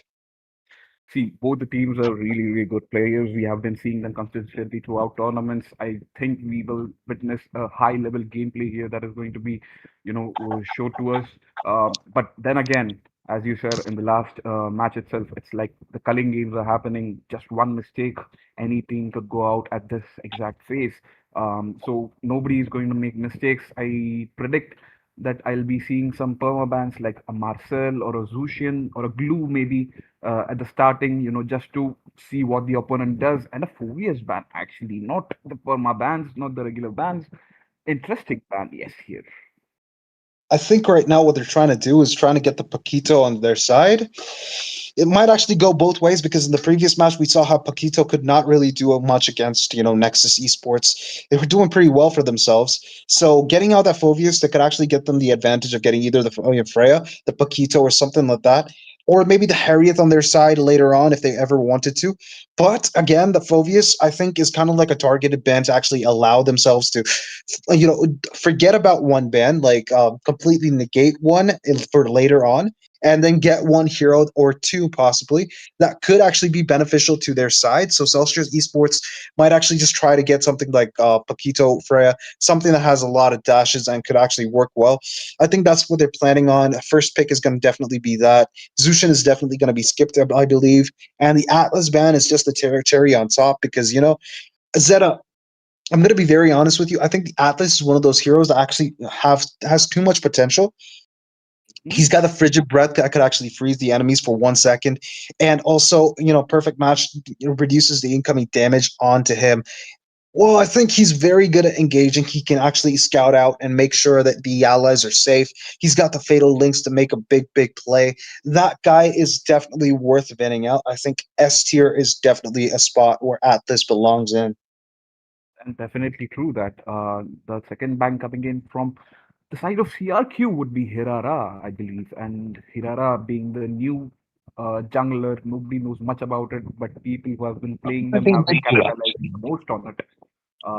Fanny has been banned from the side of Team CRQ as well. I believe that when just depending upon these ban phases, it seems like Celsius Esports are gonna go a really mobile kind of a composition here, maybe a Lancelot pick in the jungle with Phoveus, and it's gonna be tough for Team CRQ with the bans that I'm seeing right now currently from the side of Team Celsius to counter that. But then again, they also have heroes like um, Mensitar or Khufra to control somewhat about it, and the Eudora ban coming in from the side of Team CRQ here now. The I way Eudora has picked up inside this meta, especially from the match today at the MSC Mid-Season Cup. Eudora, we've know. seen in the last match as well, getting, dominating and creating chances, wonderful chances, brilliant chances. CRQ does not want to take that chance while banning Eudora. Yeah, I mean, most people actually still consider Eudora as one of those heroes that can target lock one person and then just shred it with magic defense. The magic version of Saber, basically. But they fail to realize that she's got a multi-target stun with superconductor. You can actually change up your whole strategy and then just like completely just turn it into a AoE type of mage, more similar to Aurora, but with the different activation requirements. So Eudora is definitely one of those heroes that people have been sleeping on. I myself was surprised that Eudora got picked. Come on, please pick Argus. Hello. So Argus might not be picked, but Freya has been picked. And finally, I see a Marcel pick coming in this tournament. Marcel has been permanently banned or not even picked, not even drafted, just because how insanely, disruptive his ultimate can be. The time freeze, uh, the freeze frame that he creates so many chances for this team, and it's just downright unfair at sometimes. A Ling and a Freya pick coming in from Team CRQ at the other hand, and also a Glue right now. Okay, Glue is an important pick right here. Meanwhile, the main tanky heroes in the EXP lane have been banned, especially with the Esmeralda pick coming in from Team Celsius Esports. Glue seems to be a very good pickup right here from the side of Team CRQ. But then again, when you come to Team Celsius Esports, they have also picked Valentina. Now, Valentina is going to definitely be a nice threat. Also denying, counter Marcel. Also denying CRQ of picking Valentina to counter, maybe, counter strategize against Marcel. That's a really nice pickup, in my opinion. That's true, but it also kind of like denies CRQ the ability to take themselves Sora or something similar with low cooldowns on the ultimate on the EXP lane that could actually disrupt the enemy's formations. So CRQ really are playing it very difficult here in terms of drafting at least. They've got the Ling who could actually target the enemy marksman or the gold laner, to be precise, and make them suffer, because Marcel is usually paired up with Ixia, is what I actually have been seeing quite a lot now, because the basic attacks now affect people affected by golden hour. So I'm gonna be very honest with you. I don't think Ixia is gonna be picked anyhow, but the Ling just solidifies that there can't be a marksman that can actually just does not have a dash. So I think the Ling, the Freya, I think they might actually be trying to go for a pickoff type of composition with Glue as the one that could actually keep the enemies at bay, so that they can actually pick off the enemies. So CRQ, they're definitely trying to go for something, but I mostly believe that the Freya is going to go to the gold lane. So the Glue might actually have this thing. It's a dilemma if it's going to be in the EXP lane or the roam position. With Marcel being in the team for Team Celsius, my mind always goes to not Exia but Beatrix. Now Beatrix is a beautiful, combination with Marcel. Now and it's still open, by the way. Moscow has been banned, Claude has been banned. Now Nolan is getting banned. Interesting there, because I was feeling that Esmeralda might go to jungle instead of EXP lane there. But hey, let's see, because Paquito is still active, and with the 4vs ban, we were thinking that they were on the path to pick Paquito in the EXP lane, and Esmeralda might be jungle. But let's see. One of the picks that I predict for the team side of Team Celsius is going to be Beatrix, but it is going to be interesting to see what their last ban might be. Team CRQ still needs a mage. Team CRQ still needs a roam or an EXP lane, depending upon how they're positioning or they're looking at Glue. So Yeah, they've got a ban lot of coming in from flex the side of Team picks. yeah, Zushin ban coming in from the side of Team Celsius here, like we talked at the start. Zushin, I don't think you just want to give it out free, especially if you've already got yourself a mage. But that left Kimmy to be open, and I think Kimmy is going to be very difficult to actually deal with for Esmeralda, at least. Marcel definitely does have a fun time escaping away from Kimmy, and is not really that affected by the whole lineup of CRQ, but they definitely need heroes that could actually pair well with the Marcel at this point, because otherwise CRQ are definitely going to actually have as much fun as they want, because it does not look like they have anything to counter the lineup of CRQ. They've only got heroes that actually work. If they wanted to pick the Esmeralda, they could have just let the Phoveus be open, because Esmeralda apparently counters Phoveus. So I'm still confused as to what the side of Celsius Esports are planning, but hey, I could be a little bit misguided here. They've gotten themselves a Ruby in the gold lane and a Yisun Shin to top it off in the jungle position. I haven't seen Ruby in the gold lane for quite some time now. Yes, but that comes with the Freya pick coming in from the side of Team CRQ. Picking on a marksman here might have given Team CRQ advantage. So Ruby pick is actually good for the side of Team Celsius, I believe. But the Marcel pick still confuses me here, because there is not many heroes apart from, I think, Yisun and maybe a little Valentina, who can aid them in the Marcel ult. Maybe they're not depending too much on Marcel's ultimate to win the team fights here, but Yisun Shin will definitely give them that explosive power to go from the early game itself, from the level 4 itself. And also great support with his vision, with his ultimate. Kimi pick right now coming in from the side of Team CRQ was a brilliant move here. I believe it's going to be putting in a lot of work, I see, because a lot of frontline coming in from the side of Team Celsius Esports, and he's going to be the Kimi is going to be guarded really nicely with the Glue and Freya being in the front line, and also the Broody pick coming in from the side of Team CRQ. I believe the draft here is pretty balanced from both the sides here. Celsius Esports still have to figure out how they're going to include Marcel in this composition, but apart from that, I believe it's a really nice, well balanced draft that's coming from both sides, especially Brody rounding off that composition from Team CRQ. Look, the Marcel could actually, at least at the bare minimum, deny the enemies an escape route completely. So that could actually work out.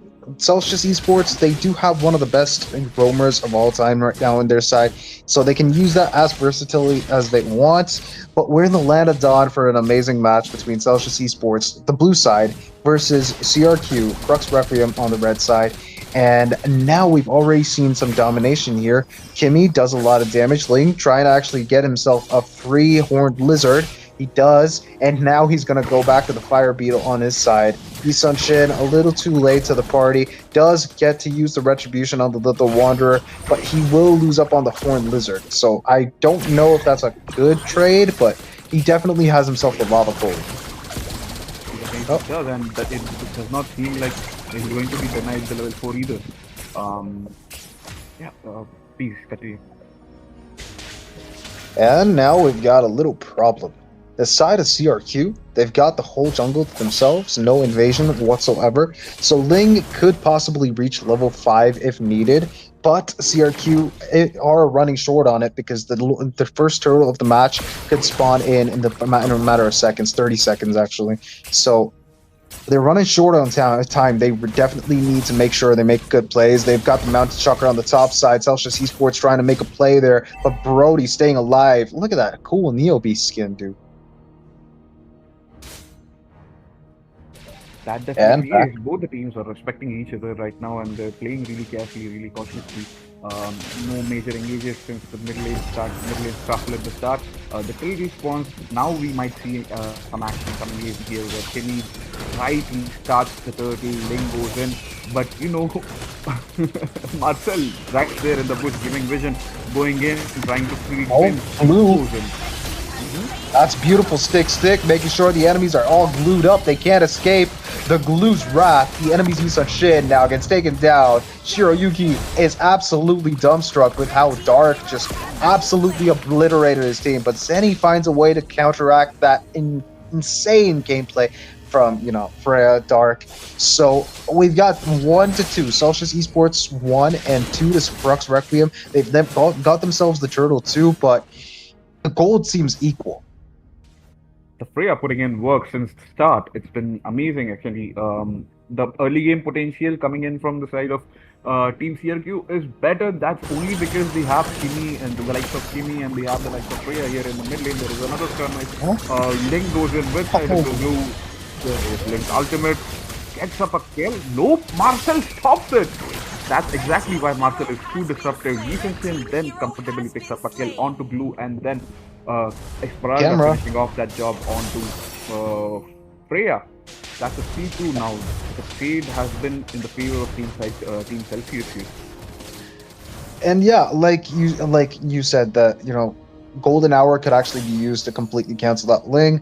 We just saw that. It's absolutely crazy, and I don't think Ruby can actually do anything here against Brody. He's got a lot of range, so he's definitely not... Okay, possible? No.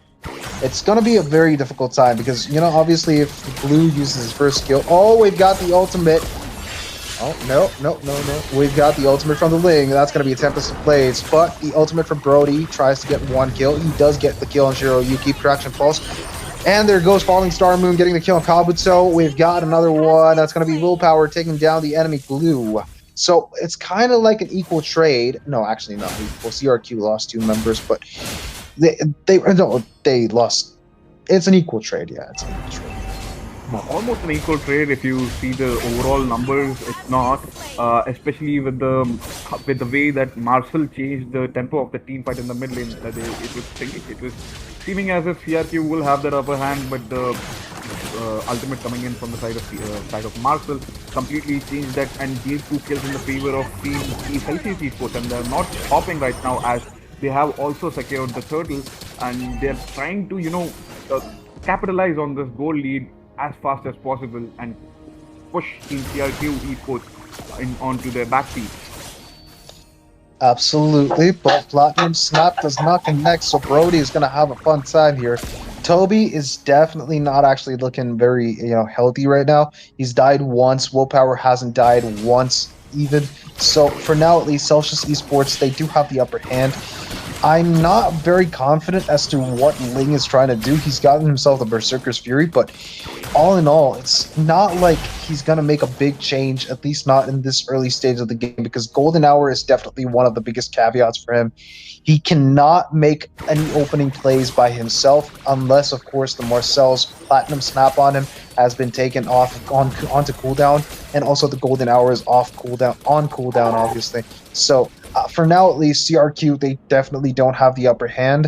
They can't start a fight that they can win, but they can definitely start a fight. I'm not really confident if they have to or not. They definitely can indeed, but and then again, if they need to start a fight, they think I think they need Freya in the team fight, in the mixed team fight there, because Glue, once he uses his ultimate, he's not going to be tanking damage for you instead. So everything falls onto Ling. Freya being there, they might comfortably go into the team fight while Freya tanks the damage. Then again, Esmeralda is there to comfortably counter that shield that Freya gets. They're going to Red team turret has been kill. They know that they are in a deficit as of now. They need to build up the momentum, so they are doing that perfectly. The economy looks very, one-sided. Celsius Esports, they definitely have the advantage. They're going for the turtle, but Marcel making sure that he's actually standing front line to make sure his team actually gets it. We've got the golden hour stopping the enemies from approaching. Traction Pulse to getting 1 kill. That's going to be Willpower taking the willpower that he had, but it's going to be Willpower getting taken down by Sharon, of course. Mountain Shocker used no avail because obviously that is not a good decision, and Gold Omen gets taken down in the process. You can see whose favor did the turtle go here, by the way. What? Whose favor did the turtle go here? I actually missed out on that. I was completely focused on team fight here. CRQ making a nice comeback here. They completely avoided Marcel's ultimate there and had a nice enemy. So I completely missed the skirmish who took the favor. Well, to be fair, dude, before we talk about the turtle in itself, I think the biggest thing right now is going to be that Sharon actually found an opening, because the moment that, Golden Hour went on cooldown, I think he got an opening to take the turtle too. That's CRQ that got the turtle, by the way. And also get an opening to get the kill on Willpower. Okay, that's a Traction Pulse to no avail. I think the side of Team CRQ, they know that they can't make any unnecessary plays here. They're definitely not going to lose much if they do engage. They've gotten a good equalization on the economy, but it's not too far off. At least 1,300 does not seem very difficult for them to keep up with. So CRQ can engage now without any worries. Celsius Esports, though, even though they have overwhelming advantage of the early game, they are starting to lose off ground, especially with how things are going. Everyone from the side of Team CRQ focusing on defending the top side of the map rather than the bot side, and I think Zenny is just going to be alone there for some reason. And okay, Mountain Shocker gets some vision. Yeah, it's a good showing from both the teams here. I know for sure that both the teams have that in mind, that this one loss can cost them the tournament itself, and both of the teams are contenders for titles, in my opinion. There goes a team fight, yes. That was a good golden hour, but I don't think, they should have wasted such a good resource so early on. I think Celsius Esports wants to start the turtle, but Willpower is just trying to start the Lord dance so the enemies get baited out. Sharon, though, he sees an opening. He finds a way to get the tower down on the bot lane. And now we've got a little problem. Glue gets taken down by Tamocha.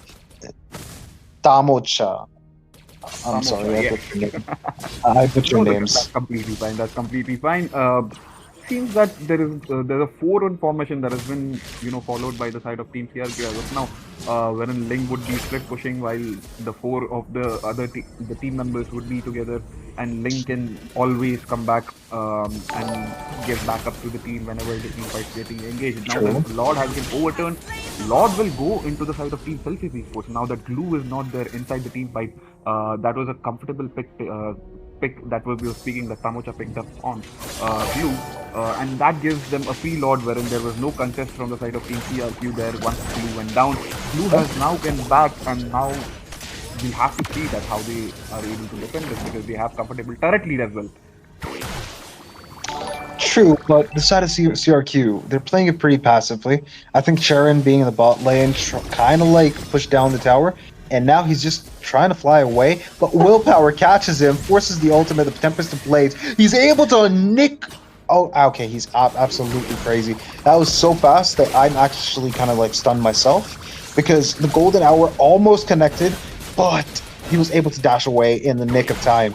Absolutely crazy, dude. This time Marcel was not able to catch Ling, and he was not able to stop him from escaping, and that was amazing from the side of Team CRQ here. There's a team fight that is going to be happening. Here Glue picks up a kill. I mean, not Glue, but Defensive picks up a kill. Glue is about to pick up a kill onto the Marcel. Marcel goes down. Now Glue is trying to escape, but they're going to use flickers. They're going to use all the resources to catch the Glue, who has overexceeded. Meanwhile, Team CRQ gets the time to defend Lord, who is marching down towards their inhibitor. And the team, meanwhile, while the team is defending, Ling would be split pushing. Like I said, the 4-1 composition that Ling gives you the flexibility to do so. Esmeralda comes in to defend Ling, but Ling would get the turret. He might escape. He does comfortably escape. Yes. Meanwhile, the rest of the CRQ team are comfortable in defending that push coming in from the Lord, wherein Ling was successfully able to divide the team into two. He tries to get the blue buff as well. He escapes. Almost. Yisachin almost. What is he doing? Valentina just copies Ling ultimate, and Golden are coming in. Yes, take over. Crucifix. That is an absolute crazy ultimate from Valentina, but absolutely no use. But Dark was able to get one kill, but he's going to be taken down just as quickly. Willpower getting taken down by Toby. Surprisingly, Toby is now online. He's got the items that he needs. He's got the damage that he's so much needed since the early game. But Sharon, one thing I'll tell you this. तेरे अंदर Argus का भूत आ गया क्या? At least even if I don't see an Argus, at least he's pushing. Like, thank goodness. One day I'd love to see you cast Hindi, by the way. I love your Hindi. अगर चाहो तो मैं cast कर सकता हूँ. It's so full of action that people would definitely love it. Okay, then again, CRQ is going in for the turret that they are not stopping by. They are going to comfortably get the turret as well. Seeing that Celsius Esports, most of the team members were busy respawning, and that was nice capitalization coming in from the side of Team CRQ. There might have been a fight. The fight did not happen. Both the teams respecting each other. The game right now is 50-50. Like, as in no team, the momentum has been with both sides throughout the game. The Lord spawns. This is the second Lord of the game. The first one was in the favor of Team Celsius Esports, but CRQ beautifully defended it with the link split push strategy. Let's see where this goes in, because Marcel right now, Zenny staying in the bush there, giving the full vision of Lord as of now. CRQ seems to be also just poking the Lord, trying to, bait a kill before they actually commit to the Lord fully. Not Marcel, my bad. It was Esmeralda who was in the bush trying to give the vision to the side of Team Celsius Esports there. Okay, Ling gets caught. They actually run in for the Ling. Actually, no power. Red push, and Ruby's damage, insane damage, finishes off Ling, the jungler of the side of Team CRQ here. Lord goes in. CRQ is fully committing. Naruto secures the Lord there. Martha's ultimate goes in vain. Shut down, picked up by Shiroyuki. A couple kills here. Nice. Even though they lost the Lord, I think they're trying to compensate with the kills there. Ling distracted the side of Team Celsius Esports towards the side of top lane. Meanwhile, CRQ secured the Lord there, but they also had heavy casualties. Esmeralda going in with the Starflame, falling Moonlight. Greedy. Kill on to Kenny there. Kenny is Blue trying to defend his base, trying to stop Team Celsius from ending it with a single Lord right now, because the man power from the side of Team CRQ is down. Ling goes in, tries to clear the lane behind, stopping the push coming in from the side of Team Celsius, and he successfully does so. The teammates for the side of Team CRQ get respawned, they come in, and now they're successfully, they've successfully, defended that. That's high IQ gameplay there. That was a nice presence of mind coming in from the side of Ling there, who went in, behind the team, cleared most of the lane, stopped that push coming in from the side of Team Celsius when they were man down. Well, they synced only 2 lanes, but the bot lane of theirs, Celsius Esports, they ended up giving it out for free, I think. But the side of Team CRQ, I would not actually say that was a very good decision from Sharon, because obviously, even if you ult the Tempest of Blades, could actually give you a little bit of immunity to the damage that Celsius Esports had. But, you couldn't really take down all the minions against 4 people right next to your base. But this is the first time, okay, we've got the golden hour being used up, but Kimmy's able to get the kill on the Marcel. A very good play here. CRQ finding some advantage finally. But that is the first time that any team has gone to the enemy base and destroyed the Lord inside the enemy base, at least from what I can tell, I've never seen that happen before, and this is actually kind of funny. That was only possible because Ling got caught off guard in the top lane there. He was trying to split push, and meanwhile, the entire other side of CRQ is trying to, bait a kill at Lord, trying to bait the team of Team Celsius. Yes, there's going to be a fight. There's a comfortable barrage pick-off coming in from the side of Team CRQ. They go away right now. They're trying to retreat because they got what they needed, and they're right now trying to not take any risks there. They have a good thing going on. They had one mission, push down the top lane tower and go back safely, and they successfully completed that mission, dude. CRQ, they're doing pretty well for themselves. Celsius Esports still do have the advantage, at least according to me. They do have the gold and also economy side. They're definitely winning. The side of team, the real estate, I think the side of team Celsius Esports, they still do have the advantage. The side of team CRQ are not giving up anytime soon, though. They're making small victories for themselves every few minutes. The Lord has just spawned in. This is going to be, no, it's not going to be an enhanced Lord, but the side of Celsius Esports all congregating around the top lane. That's going to be Attraction Pulse, but the Golden Hour connects onto only one enemy. That's going to be Glue using the ultimate. He's got the enemies in a pickle. That's going to be Willpower getting taken down by Charon. Charon absolutely feeling free to do whatever he wants because the Golden Hour is not there anymore. Valentina, though, he's trying to go for a rat push here. Will he be able to? That is absolutely crazy. He will not be able to. Goodness. Who is summoning Argus, bro? You did at the start. You said you wish Argus would have been picked. Valentina is doing the job for you there. Charon, Valentina, absolute crazy madmen. You are making my day today. Tamocha gets taken down. I think that was a bold play there. If you didn't have the Wind Talker, I think you could have. If you had it, you could have taken it down. But I don't know, bro. That is. I respect the effort. The side of CRQ, they get the Lord, and now they're trying to push down the advantage that they got. Yi-Sun Shin getting taken down, Shirayuki, not expecting that at all. But the side of Team Celsius Esports, they're losing ground pretty quickly. They definitely are. With the jungler down, I think Team CRQ would like the Lord to respawn really quickly. The Lord has actually spawned in here. They might, try and sing these lanes really well. So that this push would be the final push that comes in for the side of Team CRQ there, because they've been doing a brilliant job with what they have had as of now. That pick-off coming in on Yi-Sun Shin definitely was not expected by Team Celsius, but good job on Team CRQ picking them off guard. That is going to be hurting them right now, as of now, because Yi-Sun Shin just respawned and the Lord has already reached the inhibitor turret. The tier 3s are going to be wide open, because now the mid lane tier 2 is under pressure.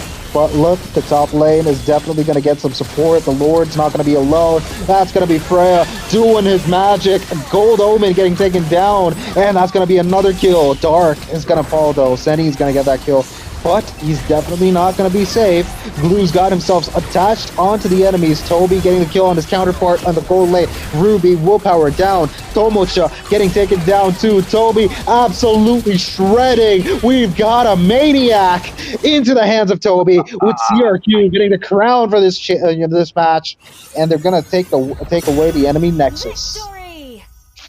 Starting this match, we had a lot of doubts.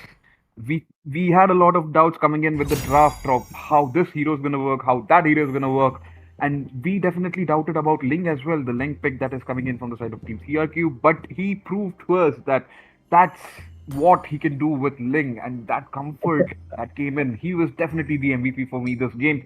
He also had the bounty at the end of the time. He had around 2,000 bounty on his head, and he performed really well. And Toby doing the cleanup at the end, making sure that this was the last push that came to end this game and seal the deal for them. CRQ takes the win for this game, unfortunately knocking the side of Team Celsius Esports out of this tournament. That was an amazing match.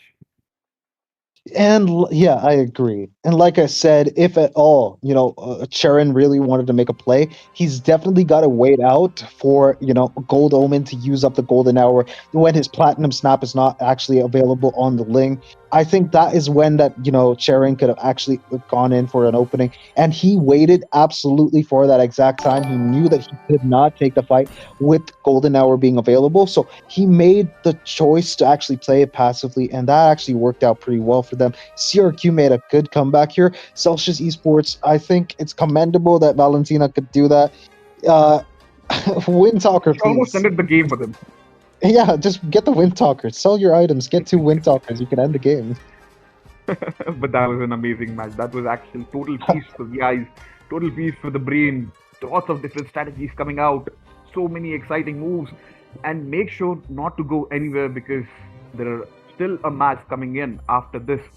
You have a lot of action that is still waiting for you.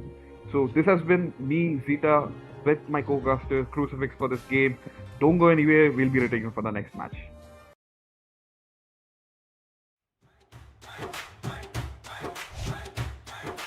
रायुगा community सब आ जाओ, साथ हंसी मजाक मस्ती और दोस्ती की बात। सनी रूल इजुमी सबका अलग अंदाज, रायुगा के मेंबर्स है एकदम खास।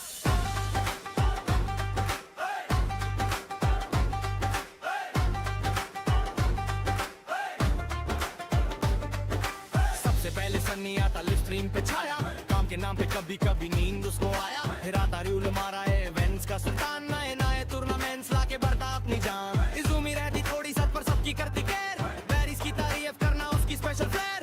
थोड़ी भूल कर दे है पर दिल से बड़ी प्यारी, चट में कुछ भी भूल जाए फिर भी सबकी यारी। ओ रायुगा रायुगा अपनी ये कम्युनिटी, हर मेंबर की अलग है पर्सनालिटी। रायुगा रायुगा मस्ती में सोर endless बातें सारी रात, रायुगा के साथ कभी ना होती बोरिंग बात।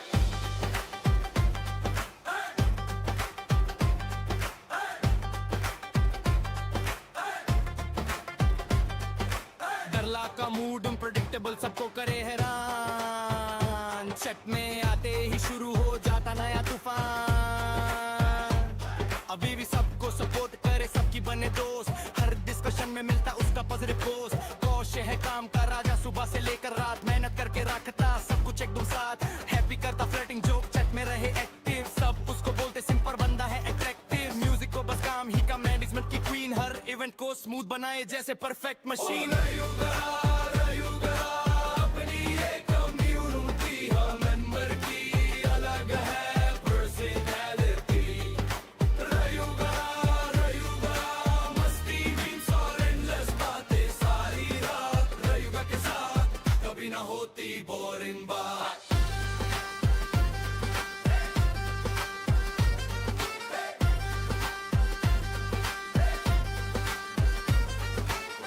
कभी लेट आती सबको देती सरप्राइज, ग्रिफिन मैनेक डिस्कोर करता फिर भी कोई ना रिप्लाईज। ब्रिथी और दरला की चलती अलग कहानी, चट में दोनों मिलके करते मस्ती पुरानी।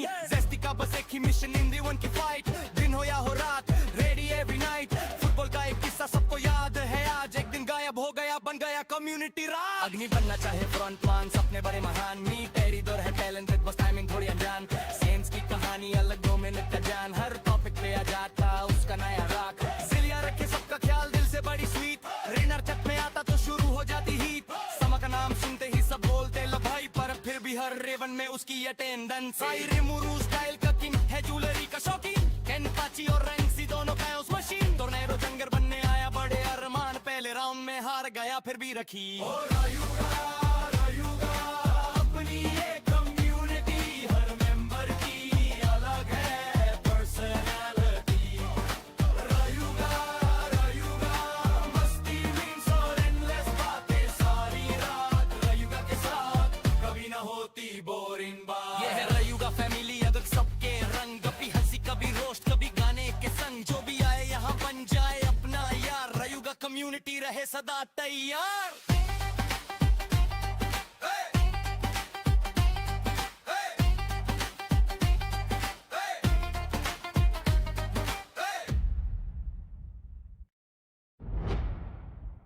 रायुगा रायुगा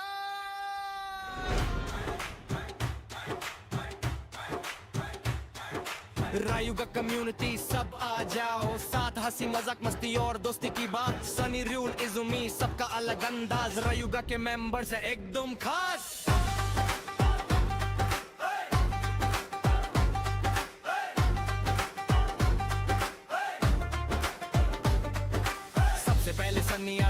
टीम पे छाया, काम के नाम पे कभी कभी नींद उसको आया, हिराता रूल मारा है इवेंट्स का सुल्तान, नए नए टूर्नामेंट्स लाके बढ़ता अपनी जान, इज़ूमी रहती थोड़ी सच पर सबकी करती केयर, पेरिस की तारीफ करना उसकी स्पेशल फ्लेयर, थोड़ी भूल कर है पर दिल से बड़ी प्यारी, चक में कुछ भी भूल जाए फिर भी सबकी यारी।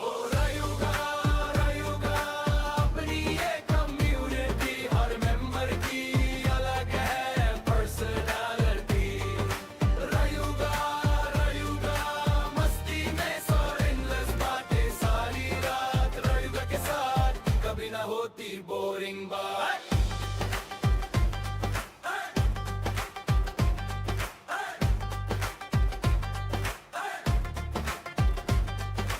डरला का मूड अनप्रेडिक्टेबल सबको करे हैरान, चक में आते ही शुरू हो जाता नया तूफान, अभी भी सबको सपोर्ट करे सबकी बने दोस्त, हर डिस्कशन में मिलता उसका पॉजिटिव पोस्ट, कौशे है काम का राजा सुबह से लेकर रात मेहनत करके।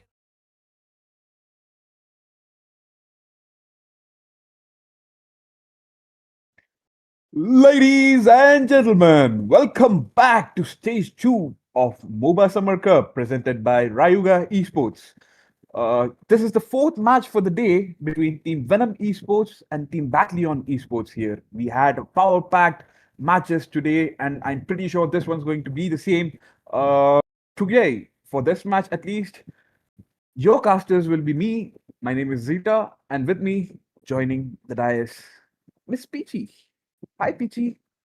Hello, Zeta. Hello, everyone. And with that, let's go. The draft has begun. Looks like there has been a bit of a respect ban, I would say, because I really don't see a Hirara getting banned. But there you go. That's going to be for Battle on Esports. We are also getting a Fanny now. That is looking good. But what about the other side? What are your guesses, Zeta? See, the permabanks always stay. The permabanks being Fanny. Fanny is already banned from the side of Team Venom Esports here.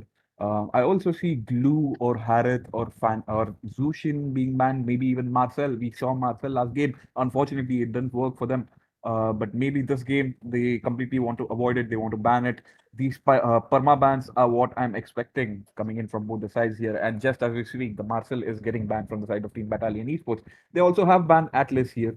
Hirara right now is kind of an unknown factor here. Nobody knows what it's going to be doing. A good player can always make work of any hero right now, and especially one such as Hirara, who has a lot of potential. It's going to be deadly for sure. Pakito ban coming in from the side of Team Venom Esports, that they don't want to deal with that at all in the EXP lane as of now. Pakito has been destructive. We've been seeing him for a lot of matches here, not just this tournament. He has been dominant in esports, dominant in the EXP lane for quite a bit of time, especially with how low his cooldowns are, how much burst he can deal right from the early game, and just all he needs is just a sky piercer to continue dominating throughout the match. Definitely. Let's see how the team goes on with, because we are getting some EXP bans as well. With that, the tank jungle, one of the most safest pick you could go for is the Akai. It just gets banned off. Yes, there are counters for that, but at the same time, the amount of crowd control that he provides while being a jungler is just unmatched right there. So looks like Battle on Esports would love to go for a assassin, but what is it going to be? Zushin being open will not get prioritized. That is a little bit new, given the fact that Zushin still stands as the highest pick rate right here at the tournament itself. So it's going to be a god for Venom Esports. That still works out very well. And knowing Venom Esports giving the god, he is going to position himself so good. Zeta, you will see in the match. But there you go. The heroes that you predicted, the glue is right here as a pick. It's such an important pick. Even in the last match, for the viewers, if you saw it, Glue has been absolutely devastating. Glue is here a must pick. We all know that he's a must pick or a must ban hero. With that, Moscow is being secured by the side of Team Battleon Esports. Battle Battleon Esports want to try and pick up all the must pick heroes, the most prioritized heroes for all the lanes here. Gold lane and EXP lane getting secured. Really good picks coming in from the side of Team Battleon Esports. But let's see what Venom goes here, because as you said, they're going for some comfort picks here. Like so, I'm noticing God is being God has been picked, but with that, even Belleric and Alice get picks. Interesting. Now, Alice is one hero that I have seen very less of in the tournaments recently, especially today. We also saw Alice being picked by True Rippers at mid-season cup. Unfortunately, it didn't work out really well in their favor. Now that I look at the side of Team Venom Esports, maybe they can draw a bit more potential here, at least in this match. Who knows? Who knows? Let's see. And the final pick coming in from the side of Team Battle on Esports would be Freya. Okay, a nice pickup here. Freya would be maybe in jungle, is what I'm predicting, because EXP lane still seems secure with glue. In my opinion, at least, I would love to see EXP glue instead of an EXP Freya there. Let's see, what is it going to be? It looks like teams are going back towards the ban phase. Now, again, 4 heroes ban still left right there, but at the same time, Battle on Esports, what is it going to be? They are starting off good with the marksmen. That is a good thing. Now that they are trying to give the space for the Moscow, and I do believe they do need to ban one more marksman, but as of now, just one ban left off. I don't think that's going to be a case for Battle on Esports. Let's see, what is it going to be? Most likely another assassin. Something like Asuyu could be also a good thing right there. Maybe because this ban of Bruno is especially confusing me. That may be a respect ban. That may be because we don't know completely about Venom Esports. They might have a really good Bruno player, but with the likes of Harith and Claude being open, maybe Bruno is not the best marksman to be banned. But let's see what Venom Esports cook here, because they have banned Kadita in response.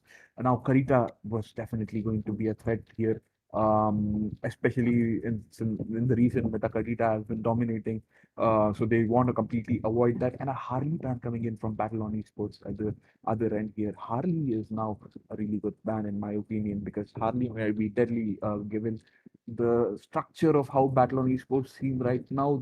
They kind of seem a little on the squishy side when compared to the side of Team Venom Esports with Belleric and Alice present there. So Harley would have been definitely a threat for the Moscow at least. So it's good that they ban it right now. But sure, Battle on Esports still have a mage to pick and also an XP or roam given how the glue might be played. So what do you think the pick would be from the side of Team Battle on Esports here? What would suit their lineup with how they're shaping up to be?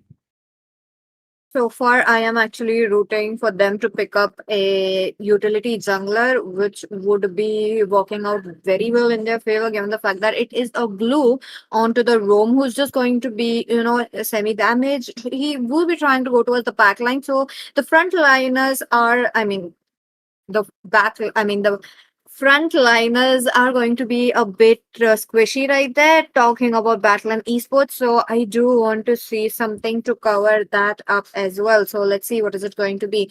For now, Eudora out of the way. I really love how our Indian meta does takes inspiration from the other countries as well, and they actually follow it through. So with that, Venom Esports really don't want to take any chance right there, and for them, the Zushin is still okay if they give it to Harley.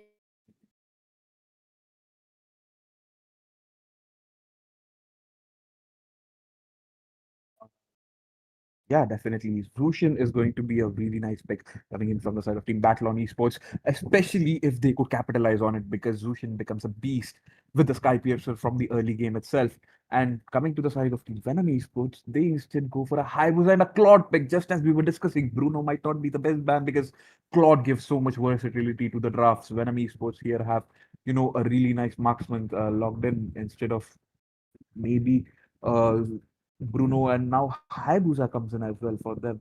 Hayabusa just about rounds off really well, really nicely here. He is very comfortable in avoiding glue as well. He will deal a lot of damage to the squishy heroes such as Moscow or Zushin for that matter. For the side of Team Venom Esports here, and a Fredren pick coming in to round off that sort of squishy lineup that we were seeing right now. The Glue and Fredrin would definitely provide a really nice front line here for the side of Team Battle on Esports.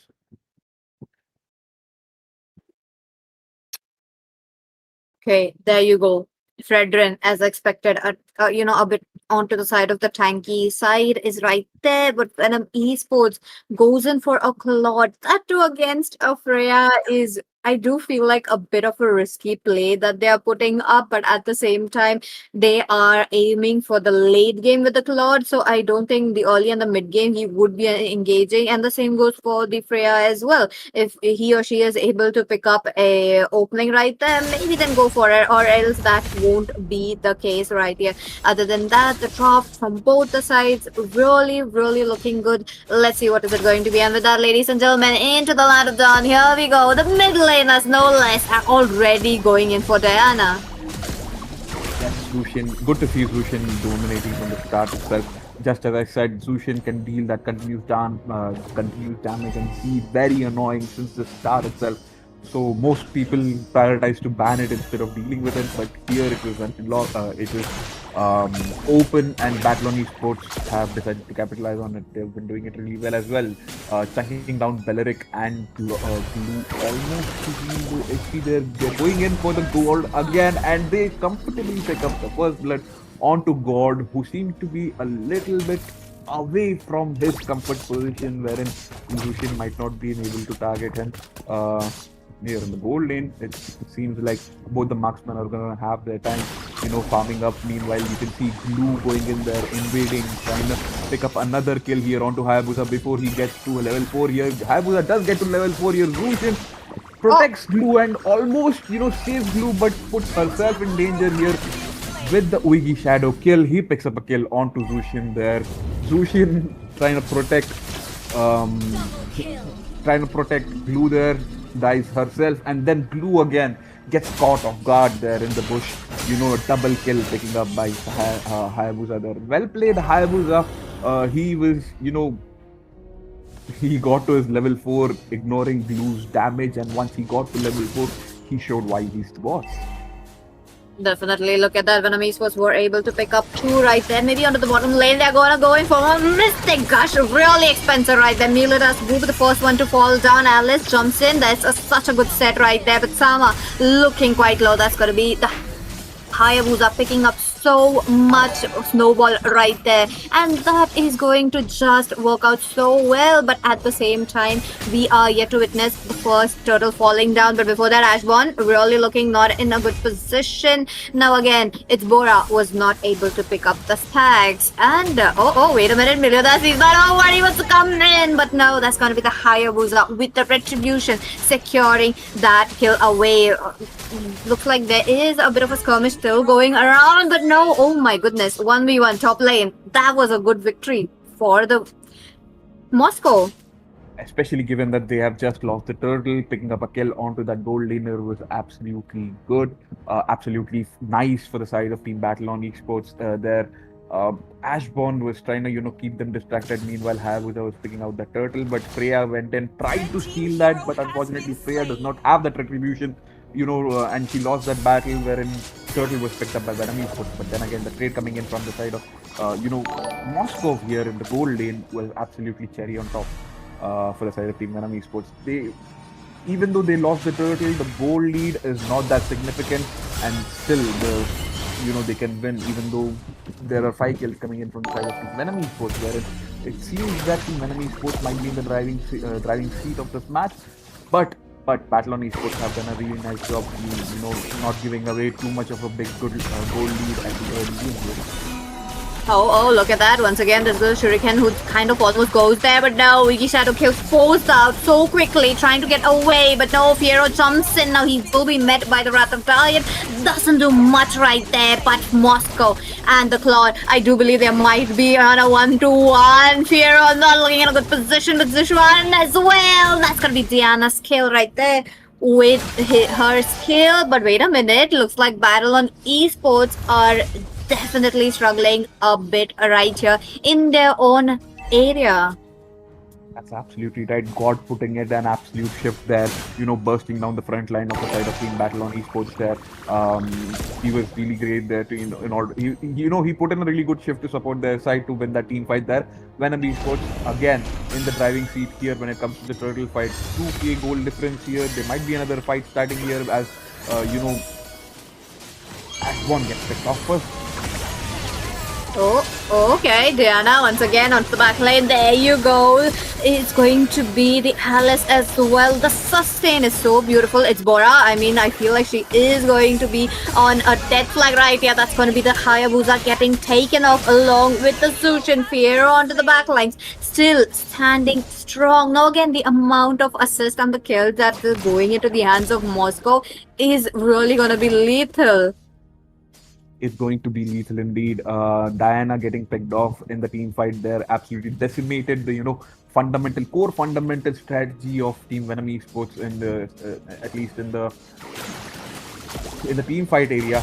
There, the turtle is going to be comfortably taken by the side of Team Battle on Esports after that battle there. Even though they were in a goal deficit of 2k, now they have come back rightly so.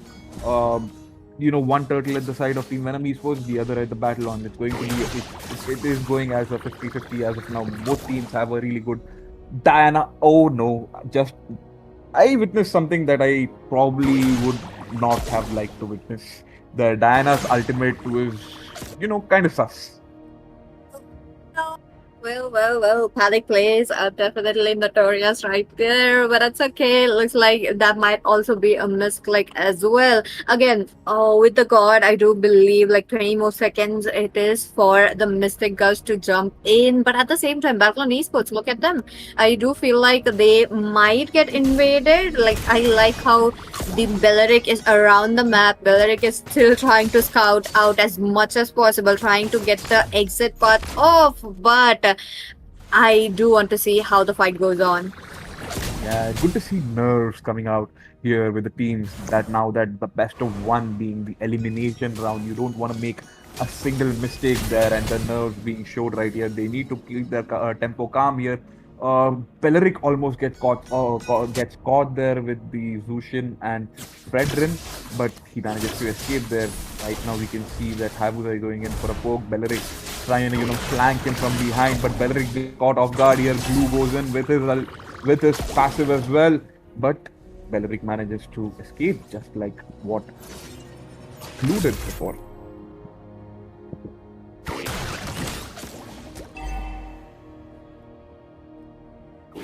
With that, we see the third turtle spawning. Both the teams do not want to take any risks. They just want to secure the objectives and play objectively. Turtle spawning in 4 seconds. We already see the team of side of Team Venom Esports forming around the turtle here. In the bot lane though, Blue goes in, tries to pick up a kill, assist Moscow in getting that kill onto Claude. But yes, and he picks up Piero, gets a pick onto Claude there, and the turtle fight starts here. Meanwhile, Venom Esports gave in trade of their gold laner, they picked up that third turtle there. Might not be a good setup that just delays Claude being dominant and Moscow getting fed a lot. Look at his score, 4-1-1. He already is showing the signs of being dominant, and that's not good for the side of Team Venom Esports there, because they need to keep him in check, pick up a kill, stop his gold from going above and dominant, because once we know how deadly Moscow can be once he gets going. That's true. Now once again, there you go. It's gonna be the Claude pushed back, 50% of his HP taken down. He's still getting targeted one by one, but onto the front lanes, that is going to be the Glue attacking Diana, making sure she won't be joining into the team fight. So far, Sama is gonna get attacked on, and that's a kill for the Hayabusa. Now again, the distraction was good. It was right there, but wait a minute, Mystic Gush pushed out a bit, lay farther away, and there's gonna be a taunt coming in from It's Messy. He's just not stopping in. He's just trying to make sure at least the tank also will be falling down. The Appraiser's wrath onto him was just not in as of now. But Mirilas as well as the Fredrin are not over. They're trying to go in for the Hayabusa. But no, that's going to be a death for Meliodas once again. Looks like Battle on Esports are less in number, and they are pushed back onto their own territory. But it's not over. Flick of Wrath of that comes in along with the Ashbourne onto the backlane. That was such, again, a beautiful set that they are giving in, and they are not over. Goldfish still trying to sustain so much. There's going to be the Mystic Gush, and this is what I was telling, the Mystic Gush comes in so quickly. You just, few seconds ago, you just seen Diana popping it into the middle lane, and once again, under those 10 seconds, she got it. Now, that is a huge amount of resource Battle Esports can't take onto their hands. Yeah, they also managed to pick off Moscow, who has not died for a long time. And that was a beautiful re-engage coming in from Peleric there. He flickered inside, used his ultimate, caught probably 2 people off guard. That re-engage gave them a significant boost to what their strategy is. They were trying to go for Lord here. Hayabusa, before this team fight, yes, PC. Oh my goodness. Once again, that's going to be the Hayabusa taking away a kill. Battle Esports really struggling up with how many members that they have onto their hands. Now they can't go in for the Lord. That means Battle Esports will have to go on a defensive mode. Plus, they will have to make sure the members will be safe enough. Oh, Fiero, he doesn't get his SOD. He's tagged on, but he managed to get 1 turret, which is a huge resource right there. I mean, not getting a kill right there is okay, but getting those turrets is also very good. But onto the mid lane, I do believe there is still a lot of things that are going around. Alice, oh my goodness, Hayabusa on a legendary, that is very nasty. And once again, Fiero, he does get targeted. There will be shadow kill onto it, and thus connects onto the minions as well. Not looking good. Glue, onto the other hand, goes in for Ashborn. Not the right member right there, but he doesn't have any option. Flickering out the way, he is safe. But why is the team not going towards the Lord? It's gonna come in. It's gonna, yes, there is a holy crystal that is very good, but no, Venom Esports, they're not over. They're trying to go in, even though they are less than HP. That's gonna be the death for the Fredrin. It's not over. It's Bora looking quite low onto the back lanes. Will have to go back. You know, this is the problem with a glue tank. Your back laners are very squishy. Diana taking on too much damage as well. The Wrath of Dad comes in so perfectly. There's going to be the Purify from 2 members right there. Meliodas does have his Purify, so he can manage to go into the team fight, but at the same time, Ashburn is really a lot of problem. Hayabusa is unstoppable. I know who's gonna get the MVP right there, and they're not over. Goldfish jumps in once again. Look at that. A good immobilization as well as a pin down onto the wall. Gets the dead. Overextension from Venom Esports is really coming in. Meliodas still trying to sustain so much. Almost gets 1 right there, but no, that's gonna be Fiero. BMI not connecting right there. But hey, at the same time, Ashburn is still right there. What's happening? Esports still trying to go for Ashborn, just few hits away. That's gonna be a kill for the Fredrin. Nice taunt, but he was out of the way at the right time. So much going on, so much went in right there. Really nice to see Inzaghi Boilman going perfectly, as in he's dominating this battlefield. Just as that's all that skirmish started, he was on a legendary and he's picked around what 5 to 6 kills after that. And he was not taking the name to stop. Yeah, I've seen him completely, you know. Team Battle on Esports kept the wrong member of the team at bay. They were always concentrated on the Claude, trying to keep him away and getting the Moscow farm. But in the meantime, Hayabusa farmed up so much that now he's been unstoppable and he's showing his force. He's definitely dominating. There goes another nice ultimate coming in from Peleric. Hayabusa goes in, tries to pick up some kills. Glue escapes, so does Fredrin here. But he will be definitely going in for the Freya, who overextended. Freya goes down, he picks up a kill. Alice with her ultimate catches Glue off guard here. Low HP, he's trying to run away. Zushin supporting him. Glue almost fighting for his life. Blazing Duet comes in. Glue uses his ultimate going on to Hayabusa there. Used one. Sorry for that wrong pronunciation. Claw gets up a kill onto the annoying Zushin right over there. Again, Hayabusa goes in, tries to pick up a kill onto Moskov there, but Moskov successfully survives, instead picks up a double kill here. Moskov low here, Beleric going in, trying to pick up that kill with the help of Alice here. Moskov again survives with the help of Fredrin. Nice taunts coming in from the side of Fredrin. Fredrin saves Moskov, who immediately buys immortality just in case there. Fredrin right now trying to, you know, disengage there and go instead because Moscow was saved. His objective was secured, and now the Lord spawns in. Do not waste any time. With 3 people down for Venom Esports, they start instantly with Venom Esports still having their retribution active. Hayabusa just spawned in. There you go. It's going to be the Moscow taking away the Lord. Ashbourne really tried a good attempt right there. Miludas will be falling down. That's going to be the Claude for you. Conceal will be pulled from enemies, but they're trying to get Balonese, but as quickly as possible. The end of the Mystic Gust takes 50% of the HP right there. Now, Battle Esports, they will, even though they are the ones taking down the Lord, yet they are the ones onto the defensive side once again. Yeah, they have to be, because all the people, all the side of team, Venom Esports just respawned full HP. They went in, they tried to, get back onto the battle on Esports, who were defending the Lord while taking it, by the way.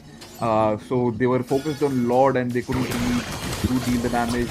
They wanted to avoid the casualties, but now they have taken the Lord here. Belleric, with the help of Claude, is going to burst down Glue. Glue is going to go down here.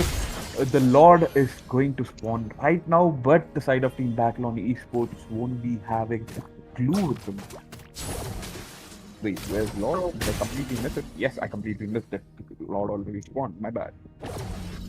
No worries, no worries. Look at that. Battle Esports, even though they don't have as much as skills compared to Venom Esports, they are still trying to hold on to what they have. Now again, it is good that they have picked up the immortality right here, because once again, Venom Esports, the burst damage plus Hayabusa's, especially his Rayuga Shadow Kill, has been such a annoying thing for Battle Esports. Bora as well, she or he is not able to sustain right there. Again, even though having a very good positioning there, you go, look at that. The moment they do get it, they're trying to go in for the Belleric right there, who pops up the ultimate. This is the bait that I want to see from Battle Esports, and maybe around the Lord or around during the major team fight, that would really work out very well. 1 minute still left for Battle Esports to think quickly what they could do, given the fact that there is definitely a lot left for Venom Esports as well. Yeah, that was such a good clapback that I didn't even see. That was such a good clapback from the side of Team Venom Esports that I didn't even see the Lord spawning and dying. But they tried to, they managed to, defend it successfully and also get the dominant upper hand again onto the side of Team Battle Esports. They only have one inhibitor turret that is standing there. They did try on the red buff, try to pick up a kill onto the wandering Belleric, but Belleric managed to escape there. They seriously need a nice pick off onto their Hayabusa or God before going into the team fight to secure the team fight successfully into their favor. The Lord has been spawned again, and now this time Venom Esports are the aggressors. There is no time in securing that Lord. Meanwhile, Battle Esports are going to respect it and let the side of Team Venom Esports take it. They are confident enough that they can defend the wave. Maybe Moscow, meanwhile, farming up, because Moscow has been an integral part of this attack from the side of Team Battle Esports. Yeah. His KDA is right now 8-4. So if Team Battle Esports manage to guard him really well there and guard him from Hayabusa there, even though he has his own immortality, I think Battle Esports can comfortably defend this. It could be possible, but I do see the flicker from Goldfish, so that is definitely going to be a bit of a problem. Look at that, Ratadar goes in for the Fredrin. There's Lodge coming in as well. Fiero really trying to reposition along with Bora Bora, who takes in too much damage from the BMI. He's just not over Miladas. He tries to get a distraction, but no, that's going to be a futile attempt right there. It's a 4v4 situation right there, while Battle Esports desperately trying to get the minions out of the way. Messi looking quite low. There's gonna be the Hayabusa as well. But wait a minute, Glutas gets a very good jump in. His stacks, he's stacking it up, but no. Piero all alone, losing his immortality, and that's gonna be a victory for Venom Esports. Venom Esports lost their lives, but they successfully win. That was a nice victory coming in. That was really, really, really nice to watch, wherein they put their lives on trying to get the Lord to lock in onto the base, and once the Lord locked in, they completely defended the Lord instead of the side of Team Battle Esports. It seemed like, but it was a very, very, very great team fight at the end of the day to finish that match. Really action-packed match there. I thoroughly enjoyed it. I, for myself, think that the side of Team Venom Esports have to give credit to Mr. Hayabusa there, who carried them through and through since the early game, where he picked the double kill just as he hit level 4 until the ending. Look at the team fight contribution. Look at the turret damage as well. The 68% coming, even though Claude was being dominated since the start, since the beginning, when Team Battlon Esports were concentrating on Claude, where the Hayabusa flourished. Claude still managed to do his part. He dealt the damage, he pushed the turrets, and even though he was not really participating in the team fights, he did his damage, he did his part. And that's where I think Team Battlon Esports failed to do so. What do you think, PG? Definitely, they played it out very well, especially Fiero. Like, he was holding on to the matches as much as possible, and on top of that, with how much the Hayabusa had the space to jump in, had the kills, the gold, everything, that was definitely quite a lot. So I would love to see Venom Esports having this kind of victory right there onto the further rounds as well. Belleric's KDA, by the way. Yeah. 0-0-27. He was beautiful. Those flicker ultimates coming in for the engages from the side of Belleric were absolute beauty to be actually viewing as viewer. He did his part. He did it fantastic, by the way. That's one thing that I wanted to mention. Throw in that spotlight to Belleric, who deserves it. Definitely. I mean, come on. Well-deserved MVP, and on top of that, he did make sure to not give every single opening for his team, and in turn, even Diana had the good positioning as well because of that. So kudos to them. But Battlon Esports hard luck today. But don't worry, I do believe the wildcards and everything would be up very soon. Would love to see if they are coming back or not. But other than that, Zeta, we have to take a break because we still have one more match coming in. Definitely do. So guys, please make sure to stay tuned. That would be the last game. If you have been following all the matches today, they have all been action-packed. They've all been really exciting here. So I'm pretty sure the last one, the curtain closer, would definitely be one step above. This has been me, Zeta, your caster for this match. With me, PC. PC, say bye. So see you guys in the next match.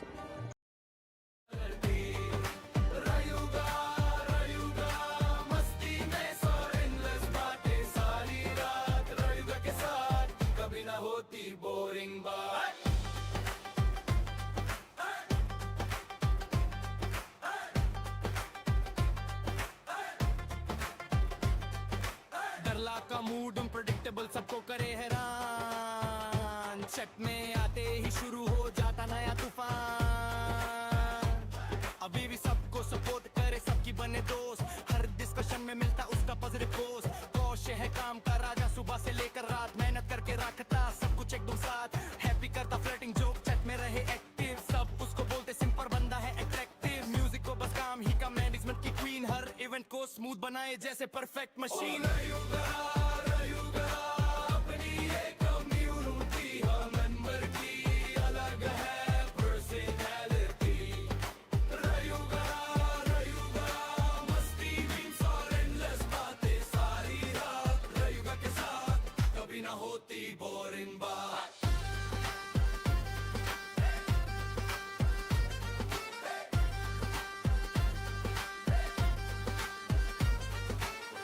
कभी late आती सबको देती surprise Griffin मैंने डिस्कोर करता फिर भी कोई ना रिप्लाई ब्रिथी और दरला की चलती अलग कहानी चट में दोनों मिलके करते मस्ती पुरानी जेस्टी का बस एक ही मिशन इन दी वन की फाइट दिन हो या हो रात रेडी एवरी नाइट फुटबॉल का एक किस्सा सबको याद है आज एक दिन गायब हो गया बन गया कम्युनिटी राज अग्नि बनना चाहे फ्रंट मान सपने बड़े महान मी टेरी दौर है टैलेंटेड बस टाइमिंग थोड़ी अनजान सेंस की कहानी अलग 2 मिनट का जान हर टॉपिक पे आ जाता उसका नया राग सिलिया रखे सबका ख्याल दिल से बड़ी स्वीट रेनर छत में आता तो शुरू हो जाती हीट समा का नाम सुनते ही सब बोलते लो भाई पर फिर भी हर रेवन में उसकी अटेंडेंस आई रिमूरू स्टाइल का किंग है ज्वेलरी का शौकीन केन पाची और रैंक्सी दोनों का उस मशीन टोर्नेडो जंगर बनने आया बड़े अरमान पहले राउंड में हार गया फिर भी रखी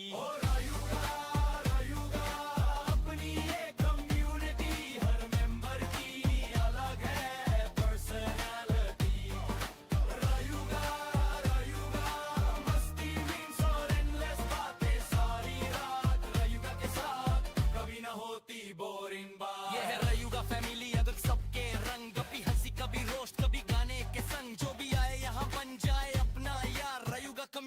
रहे सदा तैयार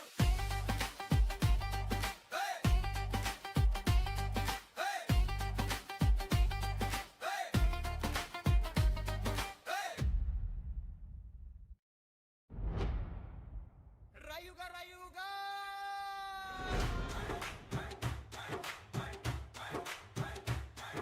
रायुगा कम्युनिटी सब आ जाओ साथ हंसी मजाक मस्ती और दोस्ती की बात सनी रूल इजुमी सबका अलग अंदाज रायुगा के मेंबर्स है एकदम खास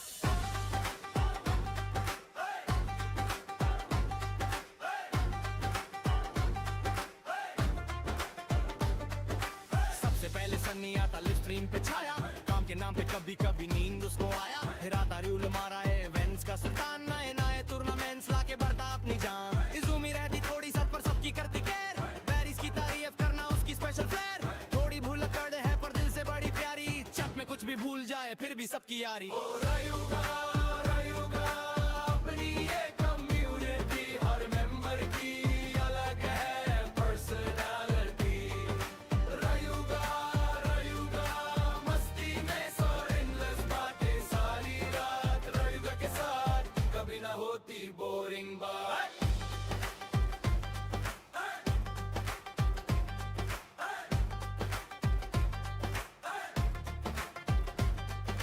डरला का मूड अनप्रेडिक्टेबल सबको करे हैरान चट में आते ही शुरू हो जाता नया तूफान अभी भी सबको सपोर्ट करे सबकी बने दोस्त हर डिस्कशन में मिलता उसका पॉजिटिव पोस्ट कौश है काम का राजा सुबह से लेकर रात मेहनत कर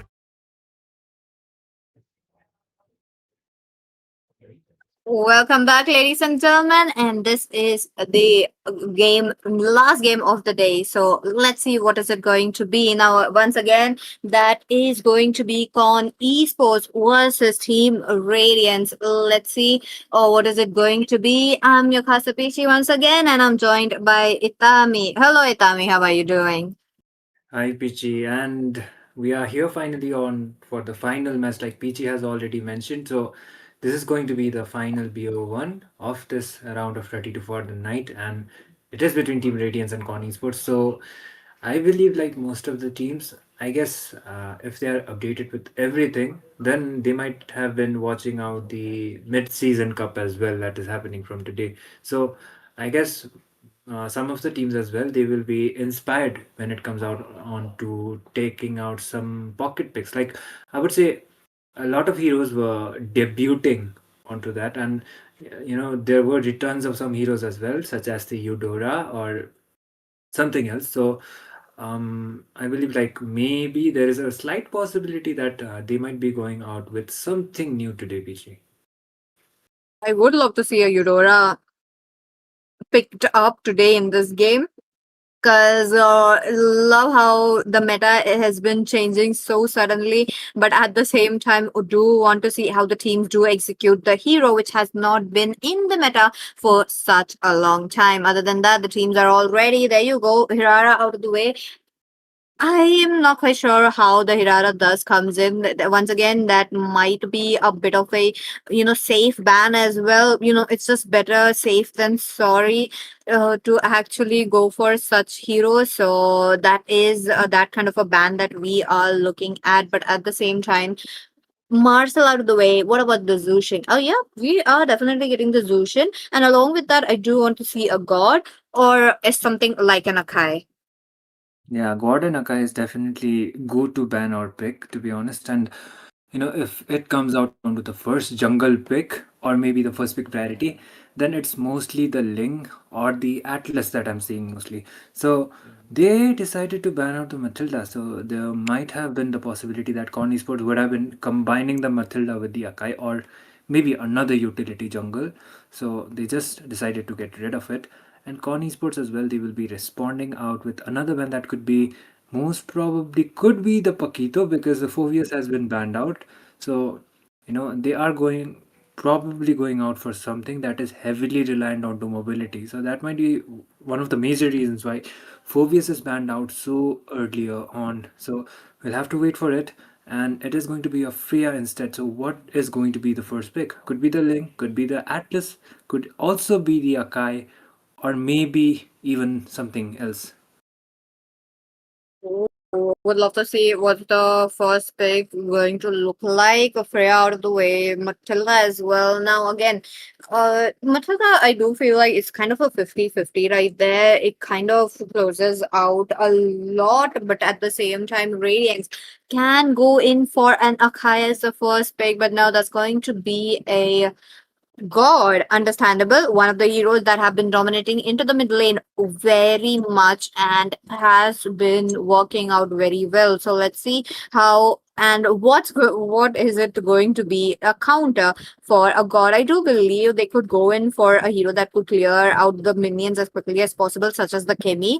Could work out very well, but let's wait and watch what is going to be. Atlas, that's a good choice as well, but at the same time Belleric is still open, and I would put a bit of priority on the Belleric given the fact that his passive thus has the free blade armor.